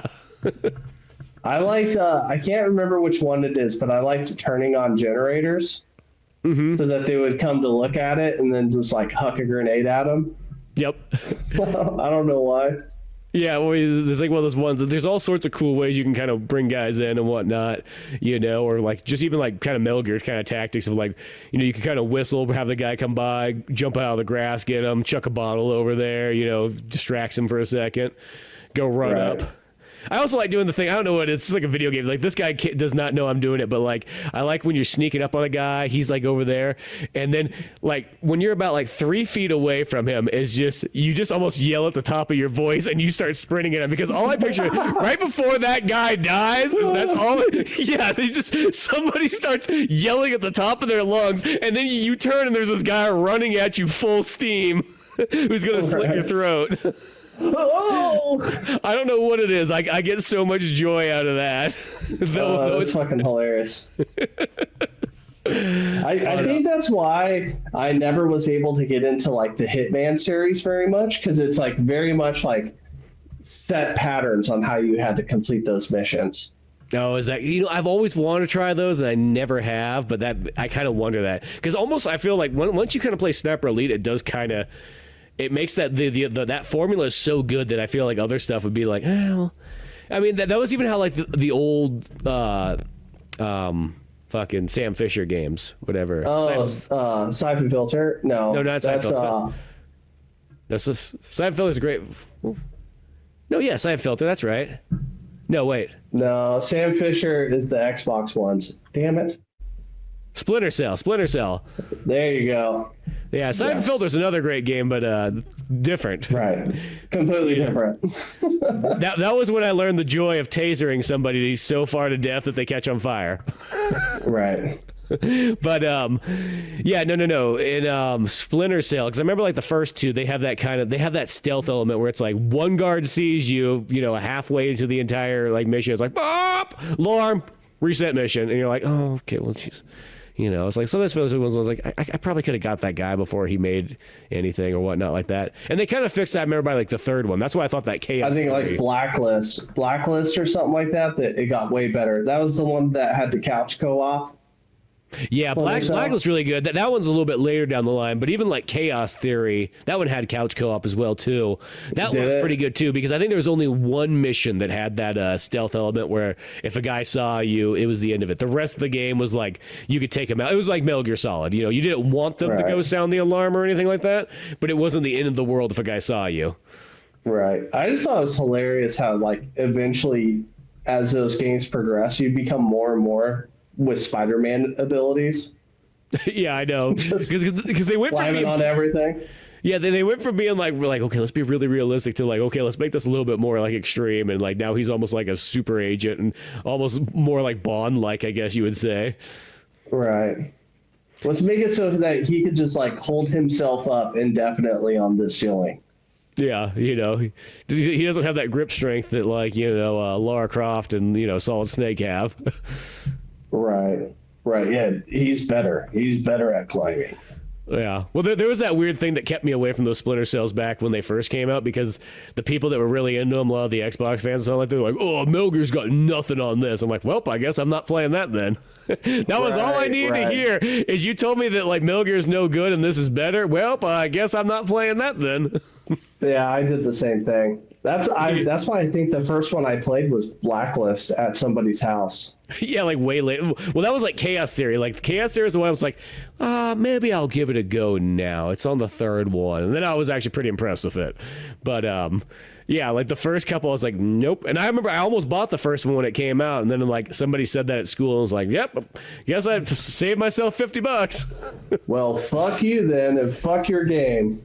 Yeah, don't you dare tell me Metal Gear Solid 2 is like a bad game or something like that. I don't want to hear that. I'm gonna go kill the Shagohod again, you bitch. Don't you take away my Japanese stealth, but yeah, no. That's because Metal Gear is just like a completely different feel. It's just they're stealth action games, and they'll be like, oh yeah, Hideo Kajima, ushered in stealth action games. Metal Gear is like its own thing, just like Splinter Cell's its own thing. I get it, stealth action, but Metal Gear is so much more than just that. It's a movie. Yeah, you're playing a goddamn movie every single time.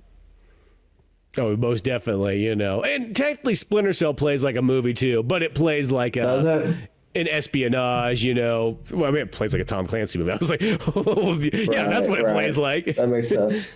But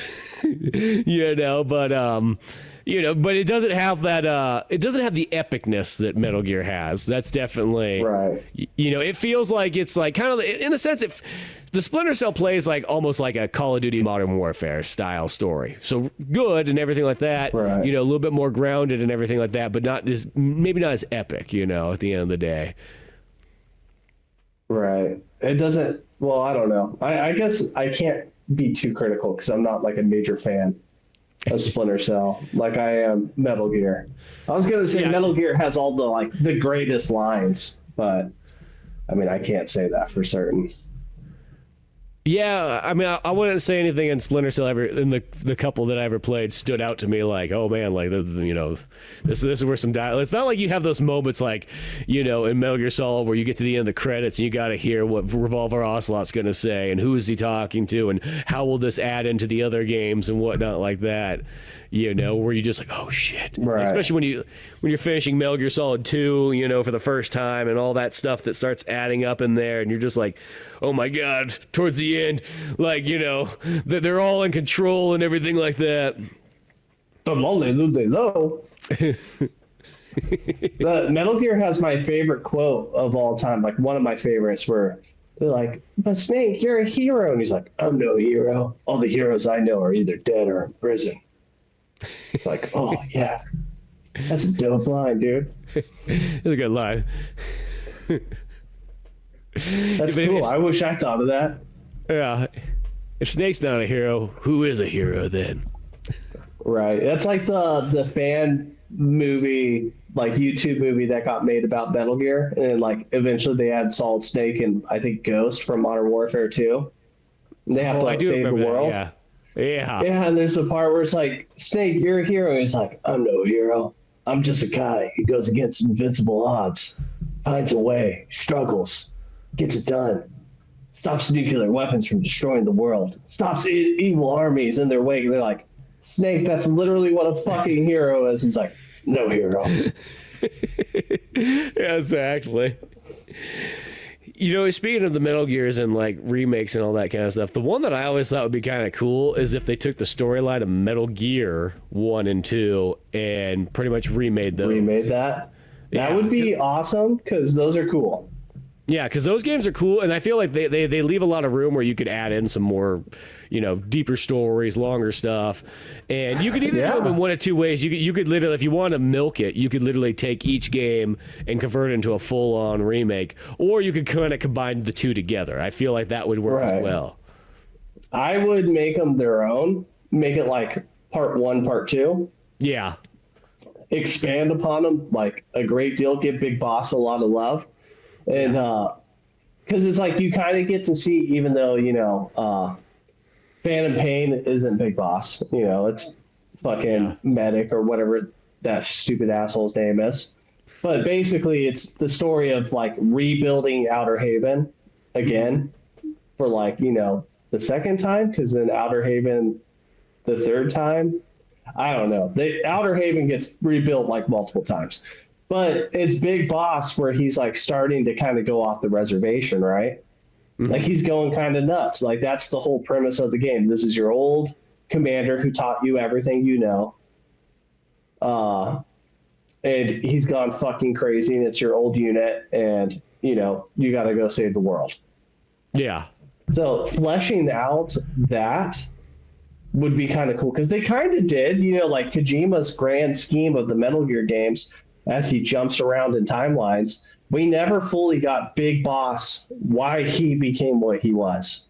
Mm-hmm. Not completely. Like we have a whole series of like chunk missing from Metal Gear 1 and 2 because, you know, you're limited by technology, and it's just like whatever Kojima said. Yeah, no. Well, that's the thing too, is like some of that stuff's kind of expanded, like in, you know, like especially in the very first Metal Gear Solid game. You know, you had all those like kind of cool little. You could sit down and watch those clips where like Snake's in like the interrogation room and whatnot, right? And those extra files and so on that we're supposed to catch everybody up on Metal Gear 1 and 2, but yeah, take a lot of that stuff, and then it leaves a lot of room where you could literally put a whole like extra brand. You have that as your core story, but you could put a whole brand new amount of elements in there, especially in the first one. The first one, yeah. Because the second one's pretty. The second one actually has quite a bit going on in there, and I know that they reused a lot of those elements kind of in Metal Gear Solid, but there's still a lot in with the bosses, like very signature bosses and stuff like that. Yeah, because, you know, like I think it's like in like the first or second one, you know, the bosses are a little bit generic, like Machine Gun Kid and things like that. Where you can just expand on that and, you know, and turn them into like, you know, even keep that name, but then make it a Kojima one. I bet you he would convert that over and be like, oh yeah, that's a cool character right there. You know what I mean? Right. Well, you get other fleshed out stuff like Gray Fox would get fleshed out more. Mm-hmm. I'm trying to think of who else would be. I guess that's it. You'd get a really young Snake, which would be fun. Yeah, because now you'd finally get, 10 years prior to Metal Gear Solid Snake. So, like, yeah, you get this 20-year-old Snake practically. You get to see why he fucking quit, basically, after Metal Gear 2. Yeah, because I think that's almost what I would love to see, just Metal Gear 1 and 2 get a remake more than adding any extra post Metal Gear Solid games or anything like that. Right. I think that's like there's enough material there, and most people haven't really played those first two Metal Gears, No.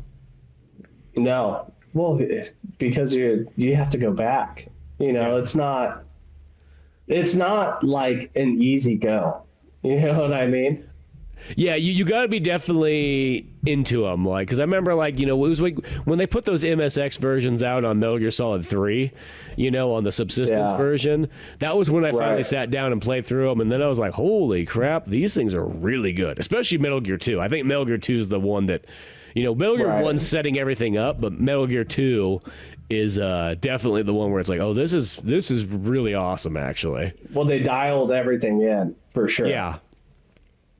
Yeah, no, it plays good. It's got, it's all set up, and that one's close to Metal Gear Solid. Like, it just happens to be an overhead 2D camera, but like a lot of the elements in there are all getting dialed in and so on like that. And it's one of those ones where it's just such a cool extra storyline of all this stuff. But like, I think that like to get it for a broader audience and just to make it fit more in, with the Solid series is, do it in a cool modern day 3D world and fill it with cutscenes, fill it with even more characters and so on like that, more twists and turns, and even it'd be kind of cool is like with that first Metal Gear is because it's sort of based off Wild Geese anyways, is give it more of that, like that kind of look too, where it's like, oh, it takes place, it's in Africa, it's in all this kind of stuff here, we got these sort of jungly, like desert environments and so on like that with these bases and whatnot. Right. Even though I know Metal Gear kind of takes place in a different timeline, but maybe give it sort of an 80s feel, because that's just when the game was made, even though I think it's, what's it, 92 or 96 or something like that. Because everything's like, whenever the game came out, it's like 5 to 10 years farther in the future. Because I think Metal Gear Solid is literally like 2004 or something like that. Metal Gear Solid 2 is like 2009. Yeah, like everything's like at least a decade farther, which I guess because you got some sci-fi elements in there, that's why you do that, but Right. No, I think a remake of those would be fucking amazing. Plus you could kind of get away with a lot of stuff not having Kajima because the story is already there.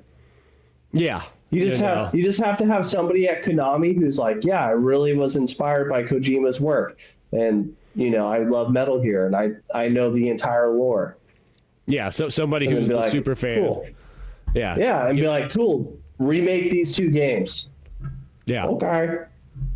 Well, and it's yeah. Here you go. Konami's kind of coming back full steam. I know they're kind of doing a lot more sort of they're like testing the waters. It's like they put out collections like the Castlevania ones and the Contra ones, but then they're gathering money. Yeah, they're gathering money, but I feel like it's building up. They had the Silent Hill 2 remake. They had a new Contra game that came out just recently. Of course, the Metal Gear Solid 3 one. So I feel like it's coming back together. Well, I was thinking about that too, because I'm such a Metal Gear fanboy, and I love Kojima. But then I was really thinking about it, and I was like, man, when Phantom Pain came out, what all did Konami have? And it's not a whole lot, right? That's like the big one. They're like, okay, Hideo, we're putting our chips all on you. And, you just have this guy who's just like going fucking crazy and goes like, balloons your budget, like goes way over budget, like crazy, building his own engine, everything. And then probably just fighting with the studio execs the entire time. So I could kind of see why they were probably like, okay, we're going to stop with video games for a while. We're just going to focus on our casino games because those actually make money and they're cheap to build. Yep. Well, I do kind of get it too, because it probably was that point where it's just like, oh, the video games have been kind of a taking some money away. So let's just build up our revenue once again, and then we'll try it out, you know? Because yeah, at that point, there's like they didn't do, because the last Castlevania game was a while back, because that was Lord of Shadows or whatever. Too. Yeah, and I think let's be honest, those were cool when they first came out, but I replayed like Lords of Shadow, I played the first one and I was like, this game's not that great. Yeah, they're one of those ones, like, I liked them when they did come out for what they were. I'll say that. But this is the downfall, is they're not made by Japanese people. So I feel like there's kind of like a weird, they're made by like Italians and like Spanish people and so on, like that, Europeans. So there's something kind of like different about it. Like they don't feel, they're almost like uncanny, I guess, in a weird way. Like it's just like, right. No, you need that sort of Japanese, like, you know, spirit put in there, or else it doesn't feel like it's Castlevania exactly. It feels like it's sort of like a weird Lord of the Rings type thing, which, once again, for a spin-off series, that's how I kind of look at it. They're fun for what they are, but like you need the full Japanese element in there, or else they don't feel right. Right. I mean, very true. Very true. It's weird. You need the full Japanese element to understand how to make this European style story. Well, I mean, that's like, there's so many games that are that way. Like, you know, if you have like Earth Defense Force, which they're on like number 6 now, and it's been basically the same formula since like, I don't know, forever. But it's like, it has like the Japanese element turned all the way to 100, where it's like, oh, you want to have unlimited power levels? Complete 70% of the game. You got to play on Inferno now. You got to play where the ants just eat your lunch super easy. So you better get fucking good, and you got to grind. Like, you got to put hours upon hours into this game just to play with unlimited power levels. But an American game company would be like, no, we're not going to do that. You beat the game once, and we'll just like, you get it as an unlock. Yeah, or you pay $5 and we'll give it to you. Or if it's EA, if it's EA, you have to buy it for each like character class. Yeah, $20 a character, you know. Buy the EDF Season Pass 1. Yeah, one of those things. But yeah, no, I do think that Konami's coming back kind of good. That new Contra is actually pretty.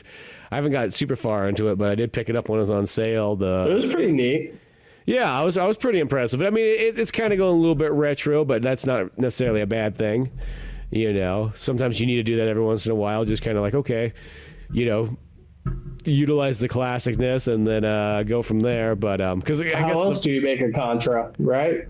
Yeah. Well, you know, sometimes it's like for like ones like when you've been playing Contras for a while and you kind of see it's like, oh, it's Contra 1 over again. I feel like I've seen this like 3 or 4 times in my life. What else is supposed to be like? If they made Contra a first-person shooter, you'd be like, "This is not Contra." Yeah, well, I mean, like still a 2D game, but I feel like you can change the world and like the locations a little bit more.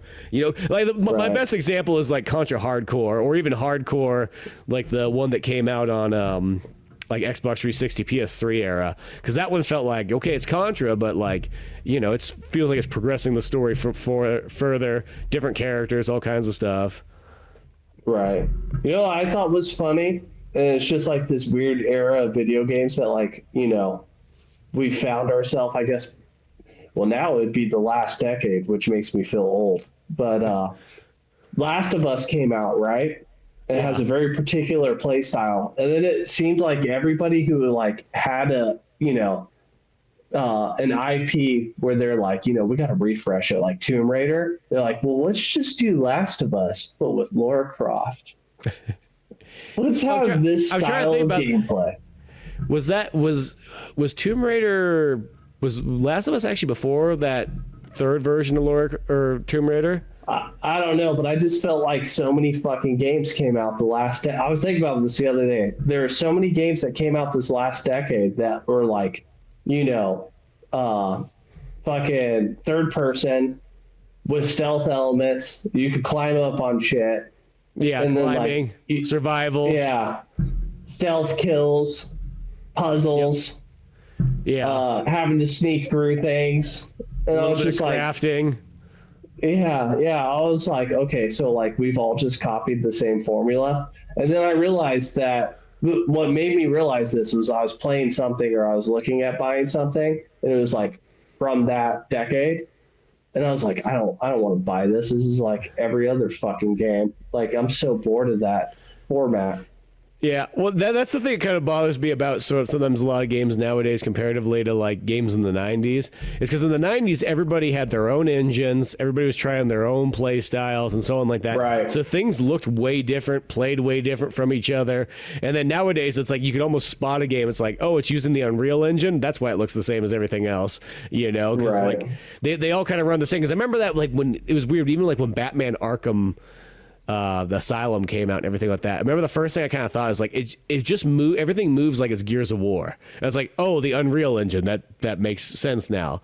And then Right. once you kind of now it's like whenever I see the Unreal Engine, you kind of spot that like they all look like they have that kind of Gears of War feel to them, even if they're completely different games. But like they all look and move and rotate kind of the same way. Right. Yeah, I tried playing like I think it was like I got like 5 minutes into like Zero Dawn Horizon or some shit like that. Oh, Whatever Horizon Zero game. Dawn. Yeah, whatever game somebody was like, "Oh, you should play. It's really good." And I was like, "This is like every other fucking third person like game I've played in the last 10 years. Like, I don't want to fucking play this." Yeah, that is the thing is, yeah, you don't find as much. I guess that's why a lot of times I end up going back to a lot of times older things where it's like, okay, if there's a specific one I want, yeah, cool. But like, you go back to an older one is once again, I love the idea when people were, discovering things for the first time and trying stuff out. Because that's the thing about nowadays, everybody kind of knows they're like, well, it's the third person with the camera rotations and, the controls are all kind of the same. They keep them all identical, which I get it. That's how you can easily jump from one game to the next without confusing people too much. But sometimes that stifles innovation. You're using a format that works. Yeah, it's safe, but yeah, I like when things were more ballsy and riskier. And a lot of times maybe that didn't work out, but you still found cool things in the process. I think I'm just like, I'm bored with a lot of it and I have like limited time. Yeah. So then I just go and I replay Mass Effect. Well, so that's the thing to do, though. Sad. Well, I do always have a rule of thumb, and this comes to literally movies, video games, books, whatever, is at the end of the day, like a classic title should always outweigh anything else. Any new thing, any whatever. Even if you have a bunch of movies, you're like, I haven't watched these ones yet, but you get that urge to watch a movie you've seen 10,000 times. No, you watch that one again because that's worth it. The same thing with a video game. You get that urge to play a video game that, yeah, you might have played it a bunch of times already, but like it's good. You're going to have a great time, and going back through it again is going to be just another good old experience. Go for it. Right. Unless it's Benghazi, then don't do that.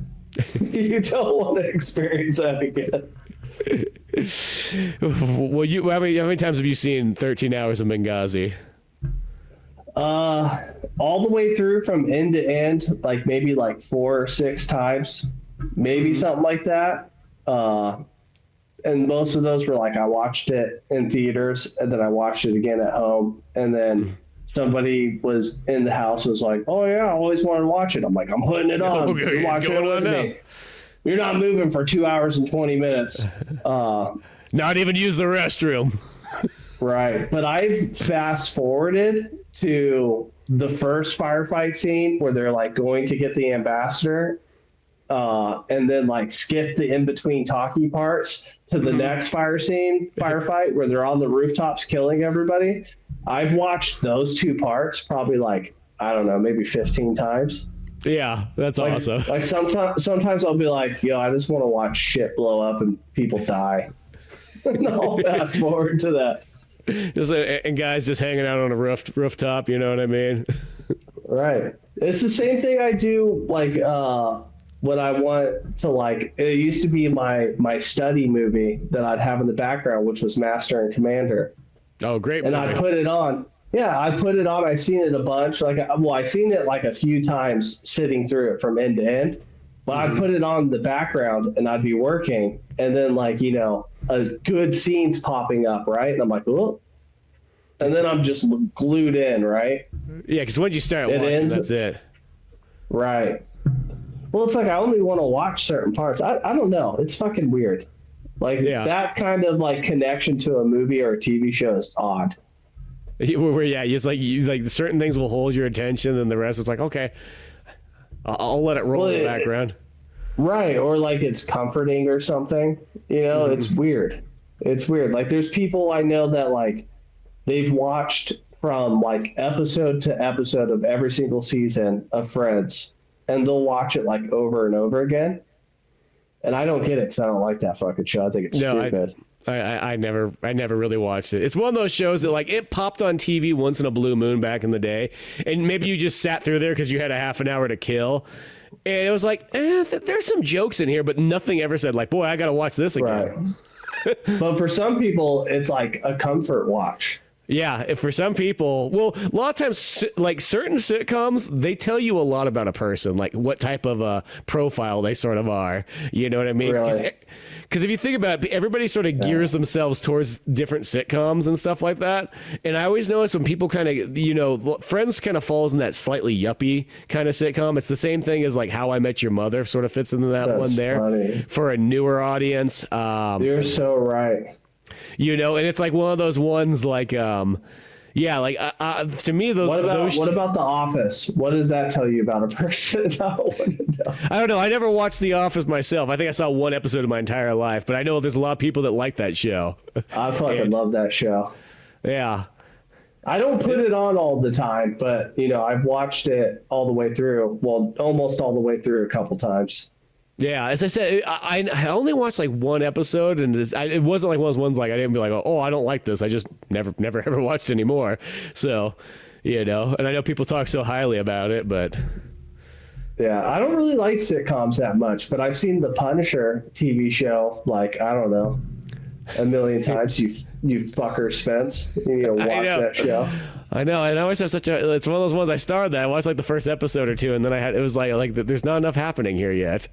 That was my only problem. Is like it's like I need like the edited down condensed version. It picks up. You're like a TikTok brain person, but you don't watch TikTok. No, I don't. Well, yeah. Like TikTok's too chaotic for me in a sense for that part. And then it's like one of those ones where it's a weird one. It's like with TV shows. It's like I think my thing is like if they take too long to kind of get going, it's like, okay, I'm like it was the same way I felt about the Daredevil show. I got like 6 episodes into it. I'm like, dude, barely anything's happened for 6 hours. Season 1 of Daredevil takes forever. Yeah, there was a couple neat action scenes, but those 5 minutes here and there do not make up for the other 45 minutes that I've been waiting around. So Punisher season 1. I will look it up. You need to like just skip through like 99% of the first episode. Because it's like, I'll just spoil it for you. It's after Daredevil season 2 where Frank Castle makes his appearance, right? Mm-hmm. The very beginning, he thinks he kills everybody who killed his family, right? So he's just living like a hipster, hitting walls with a sledgehammer. And then I do remember that. Yeah, befriends some fucking loser kid. People start getting in trouble. Frank ends up like intervening and killing people. And like that's supposed to be the end of it. And some like CIA guy who, they tried to kill off, who's like connected to Frank, they get in contact. And then it starts picking up again. So then does. What do you think about episode one is what ruined it for you. Yeah, it was because nothing really happened that first episode, and it was like Punisher. Other than him breaking walls with a sledgehammer, he was kind of like moping around and everything like that. And I was like, "What's going on here? Like, where's my killing?" It slowly picks up. Like season. Where's my Punisher van? You don't really get the good Punisher van in season 1 till like probably like episode 4 or 5. Oh, at least it does appear. That still makes me happy that it's there. Season 2 is when you get the Punisher ban. It doesn't last for very long, but you get the Punisher ban at some point. Okay, but cool. Season 2 is where it gets really good. Yeah, that's what it sounds like. Sounds like that's kind of what it starts to dial then. Yeah, season 1, like, you know, you have like some good scenes here and there, but like it takes a minute for it to start picking up. But then the story gets better because it connects with like, you know, Frank getting revenge again. Yeah. One of these days I'll just have to give it a go because I do feel bad for the fact that it is Punisher, and when there's not that much Punisher material out there in life, that you should be grateful for every single thing there is. You just need to skip to like the last 15 minutes. Not even 15 minutes. Do the last 10 minutes of Punisher episode 1. Yeah. On season 1. Yeah. And then like from there it like starts getting better. Yeah, I'm gonna have to give it the college try and go through it because yeah, I feel bad for not that. For the fact that I've watched all the Punisher movies like a bunch of times and so on like that. Right. And I think he's the best version of Frank Castle. Well, I do like at least him like portrayal wise. Maybe not so much physique and like his presence, but you know, he's to me like I guess he's my Punisher now. Yeah, well, I do like that actor a lot, anyways, John Carpenter or whatever. But so I always thought, I'm like, yeah, dude, I believe right when they said he's Punisher, I'm like, yeah, that guy's Punisher. I could totally believe it. So yeah. I just got to get into a show because, as I said, I always have a hard time with those ones. It was just like the Daredevil one. Like I couldn't get into that, and most people looked at me funny when I told them that. I'm like, yeah, and I really like Daredevil stuff. I mean, I even tell people that like the Ben Affleck Daredevil is my favorite Marvel movie, which mostly throws a real curveball at everybody. Really and they'll go like the Fox ones. I'm like, no, all the Marvel movies. But I do have I do say it is the Daredevil director's cut though. That is kind of that makes a difference, that extra half an hour. I agree with you with the Daredevil TV show because literally the only time you get to see Daredevil in season 1 in his actual like costume is the final episode for like the last like I don't know if even 30 minutes. Yeah, see, and that to me is like one of those ones, if I have to go that many hours into it and that's when you finally get to it, it's like, that's too long. Right. Yeah, it was weird because it was like my favorite of the Marvel shows or Netflix Marvel shows until Punisher came out. I think it was like Jessica Jones because I was like, I don't know anything about the character Jessica Jones. I'm just going to watch it. Sometimes that's better when you know actually less about the character because then you don't get bothered by when it like is different or anything like that. Where's his suit? Yeah, Jessica Jones, you're like, does she have a suit? I don't know. Maybe not. Maybe this is what her suit is. maybe this is just what she does. She just takes pictures of people. Whatever. Yeah, I guess is it. Yeah. That one and Iron Fist. Iron Fist was fun. Just for a kung fu action flick, vibes. Mm-hmm. I enjoy that. Yeah, that's cool. I remember you said that about that one being good too. As I said, after I watched kind of Daredevil. Don't trust me that one's good because it's kind of stupid and I don't know. It's got moments. It's odd, but I mean, like to me, I watch it because I'm like, oh, I want to see stunts and cool like kung fu moves.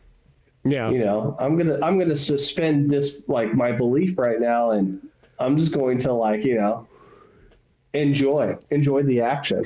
Yeah, exactly. Yeah, no. At some point, I'll have to check those, or at least the Punisher one. That's the only one that I feel like I'm really missing out on something. Even if I have to siphon through some of those episodes to get to it. But veterans around the world love the Punisher, so it's they actually all talk highly on that show. Because once again, in 13 hours, he's got a little Punisher patch on his jacket.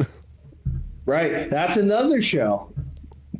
Well done to bring it back. That's another movie to where it's like critics are like, oh, Michael Bay doing Michael Bay things again. And like, I don't know a veteran, like ones who watch movies who aren't fucking lame. But like, we talk about like war movies. I'm like, dude, what about 13 hours? And they're like, oh, dude. Yeah, 13 hours.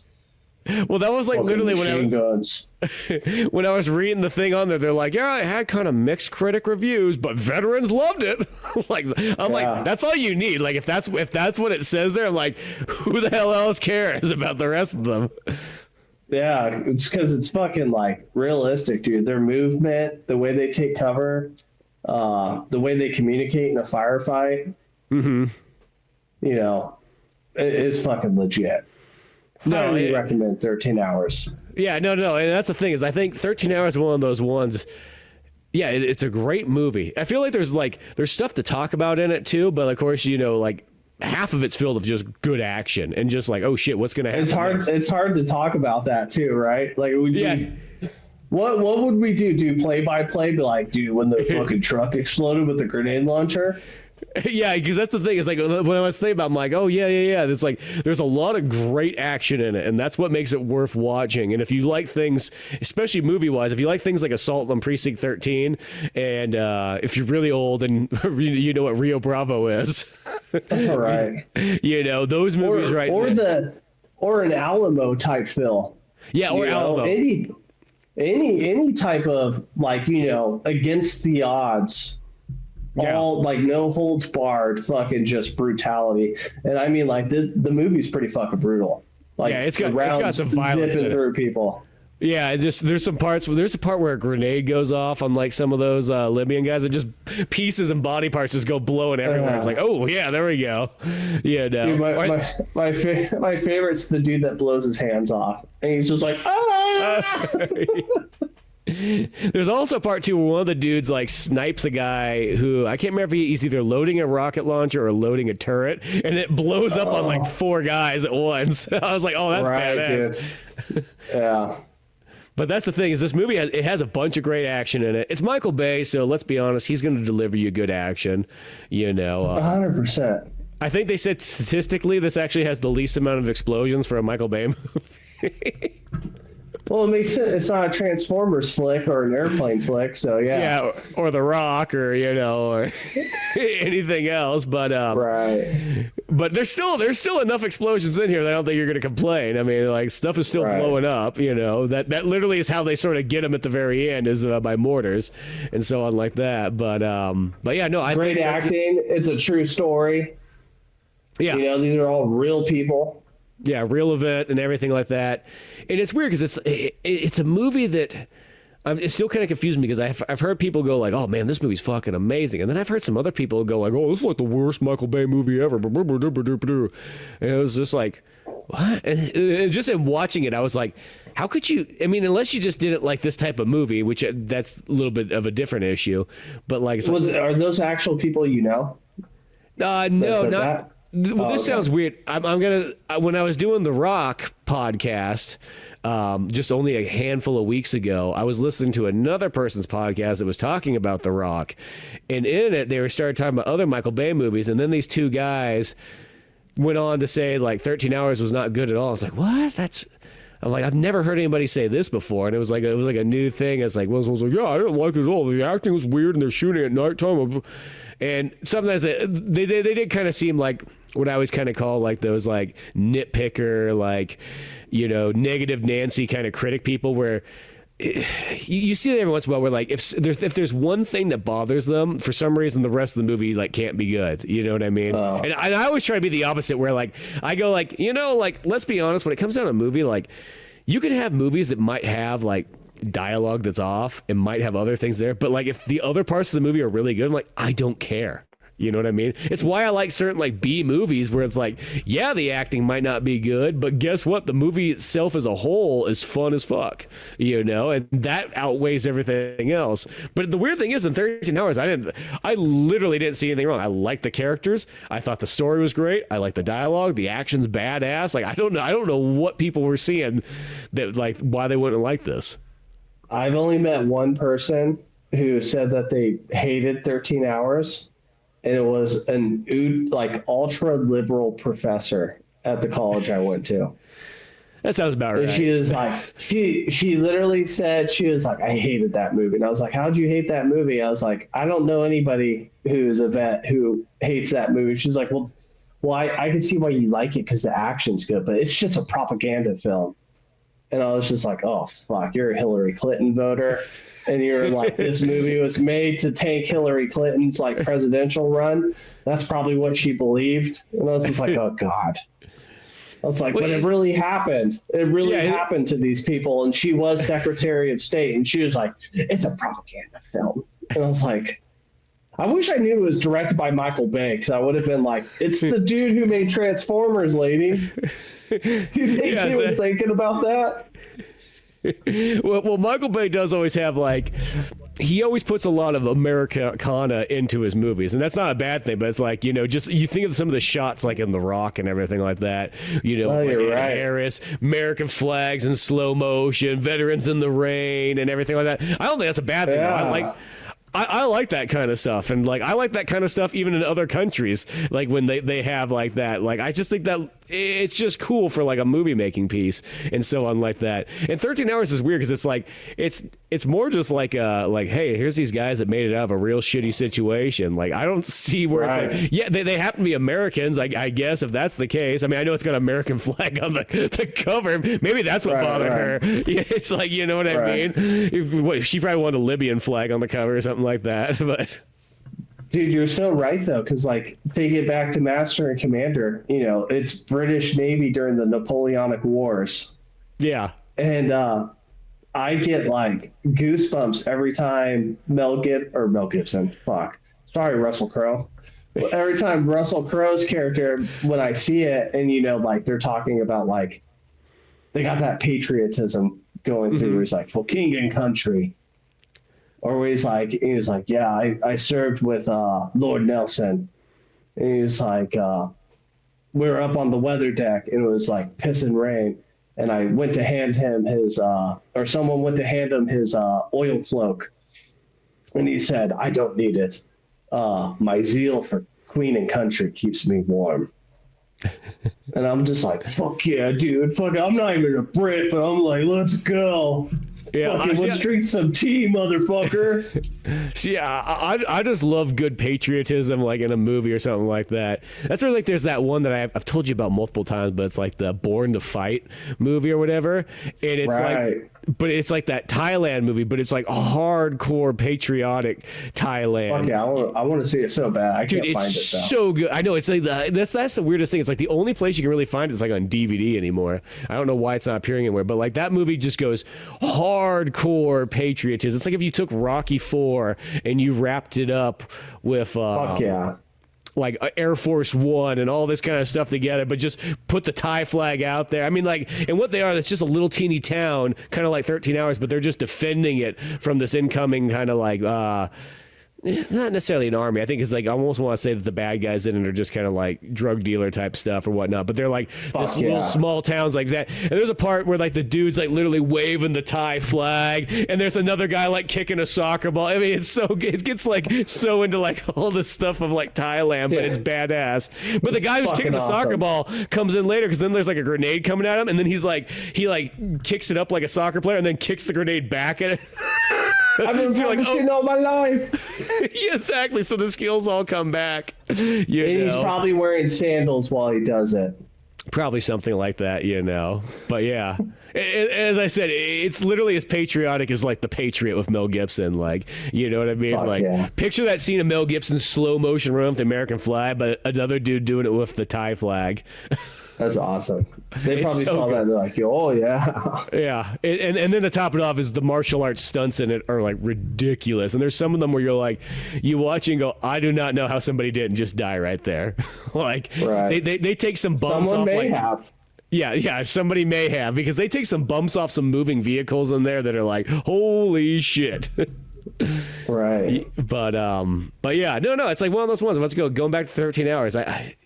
I mean, I guess any war movie is going to seem slightly patriotic, but is that a bad thing, though? Let's be honest. Is that really a bad thing? You know what I mean? Like, I guess it's like... Unless it's Born on the 4th of July. Then it's patriotic in a different way. That's a different... But that's also got one of the best wheelchair fight scenes in any movie, so I give that 100%. It is a way of patriotism, though, because it's... the other side of the coin. There's the, following the flag, like doing your part for your country. And then the other side of Vietnam, which is basically like, why are we doing this? Yeah, what are we doing here? But that's even like in 13 Hours. I'm not gonna, like those guys all there kind of go like, what the hell are we doing in Libya? Let's be honest. Yeah, right. So it is a fucking element. So that is an element in there. It's not like, I feel like I feel like that lady didn't even watch the movie. Let's be honest. She probably watched the trailer, got really pissy, because that's mostly how people come up with these opinions. Is like, did you literally see the movie? Because none of these guys in here wanted to be there. Like, that was not like, it doesn't end like, yeah, take that, you dirty Libyans. Like, we showed them. It's not one of those movies. It's like literally one of those ones where it's like, let's get out of here because we don't belong here. This is all jacked up.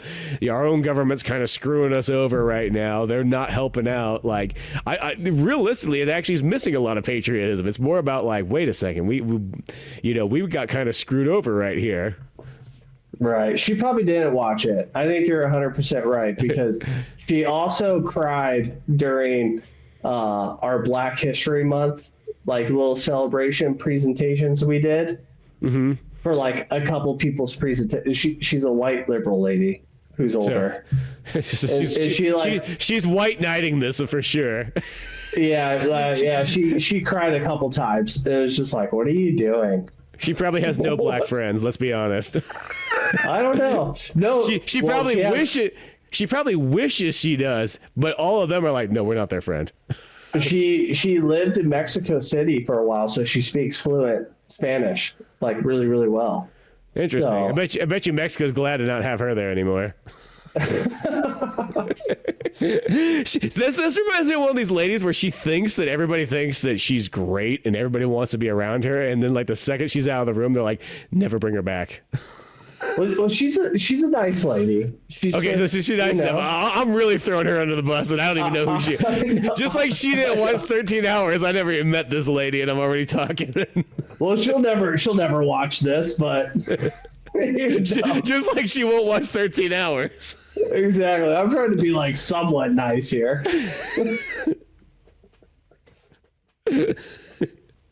She probably actually saw who directed it, unlike me, who unknown that Michael Bay directed this movie. She's like, no, he did Pearl Harbor, and I just can't stand what they did in Pearl Harbor. I don't know. I'm just throwing. I mean, she can't get offended at Transformers. Yeah, exactly. Well, unless she's anti-robot, you never know. She could be. She probably is nowadays. Let's be honest. Maybe that's the one group that she's like, I can't be racist against these. That Bumblebee, I mean, you can't even understand him. Yeah, he lost his voice box. He's got to use the radio to talk now. We got to send these illegal aliens back, and I mean actual aliens. Yeah, from Cybertron.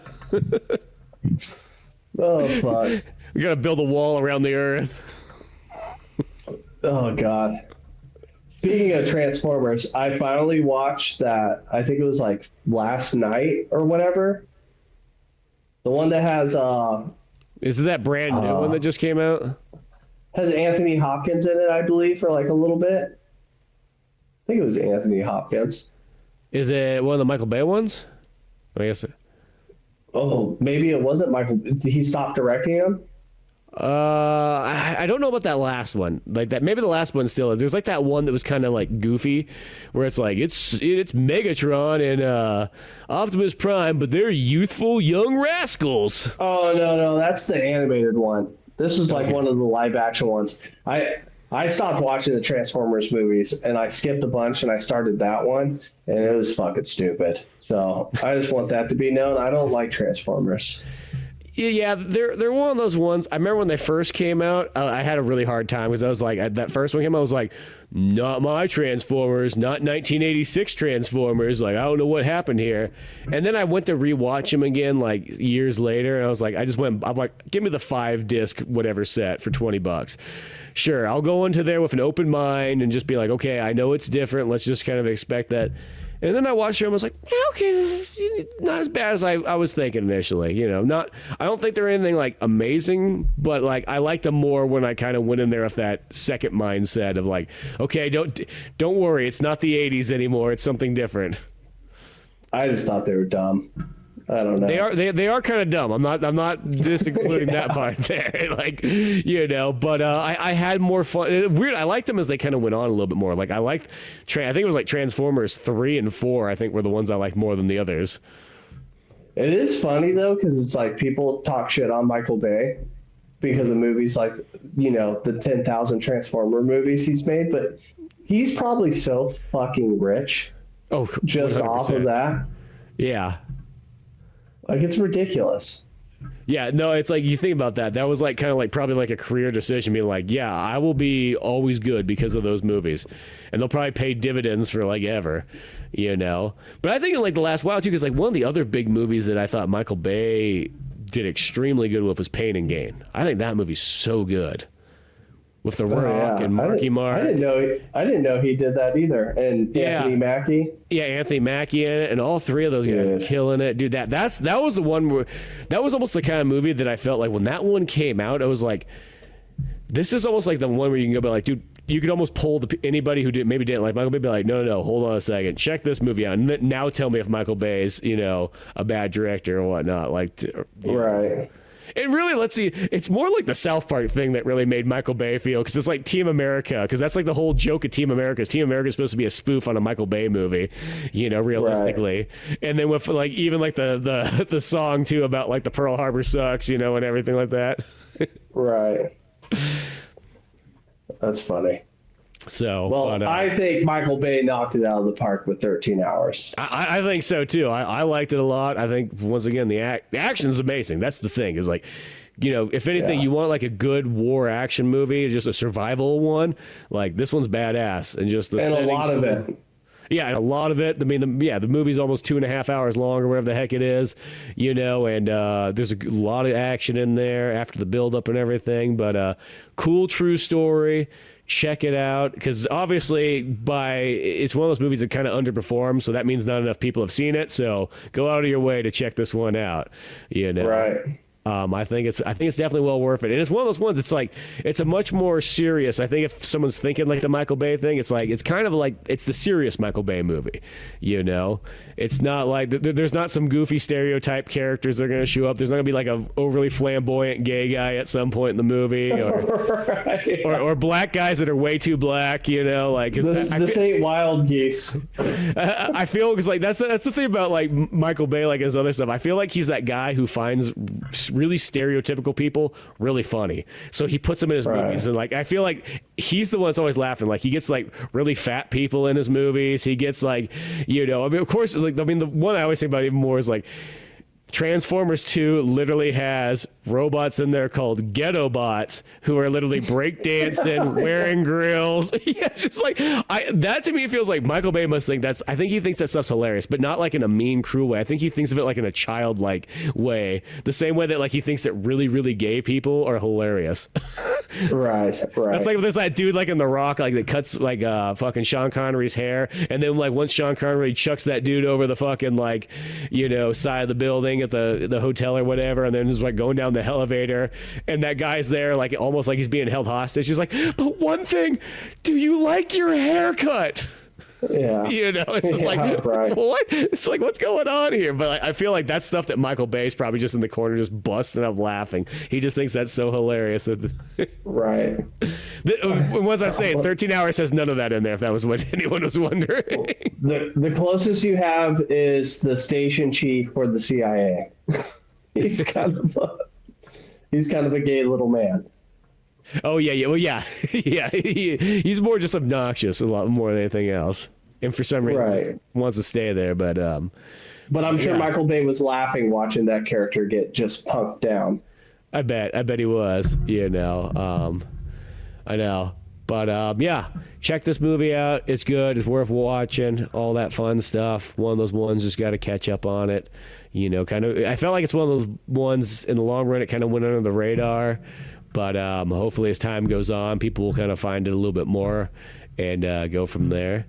But yeah, until then, check out all the other good old Man Orange stuff, all the extra podcasts, comic books, and all the fun stuff that's been created. I'll put a little link for Linktree in the description. It'll take you to all those websites. But till then, I'm Spencer Scott Holmes. And Josh.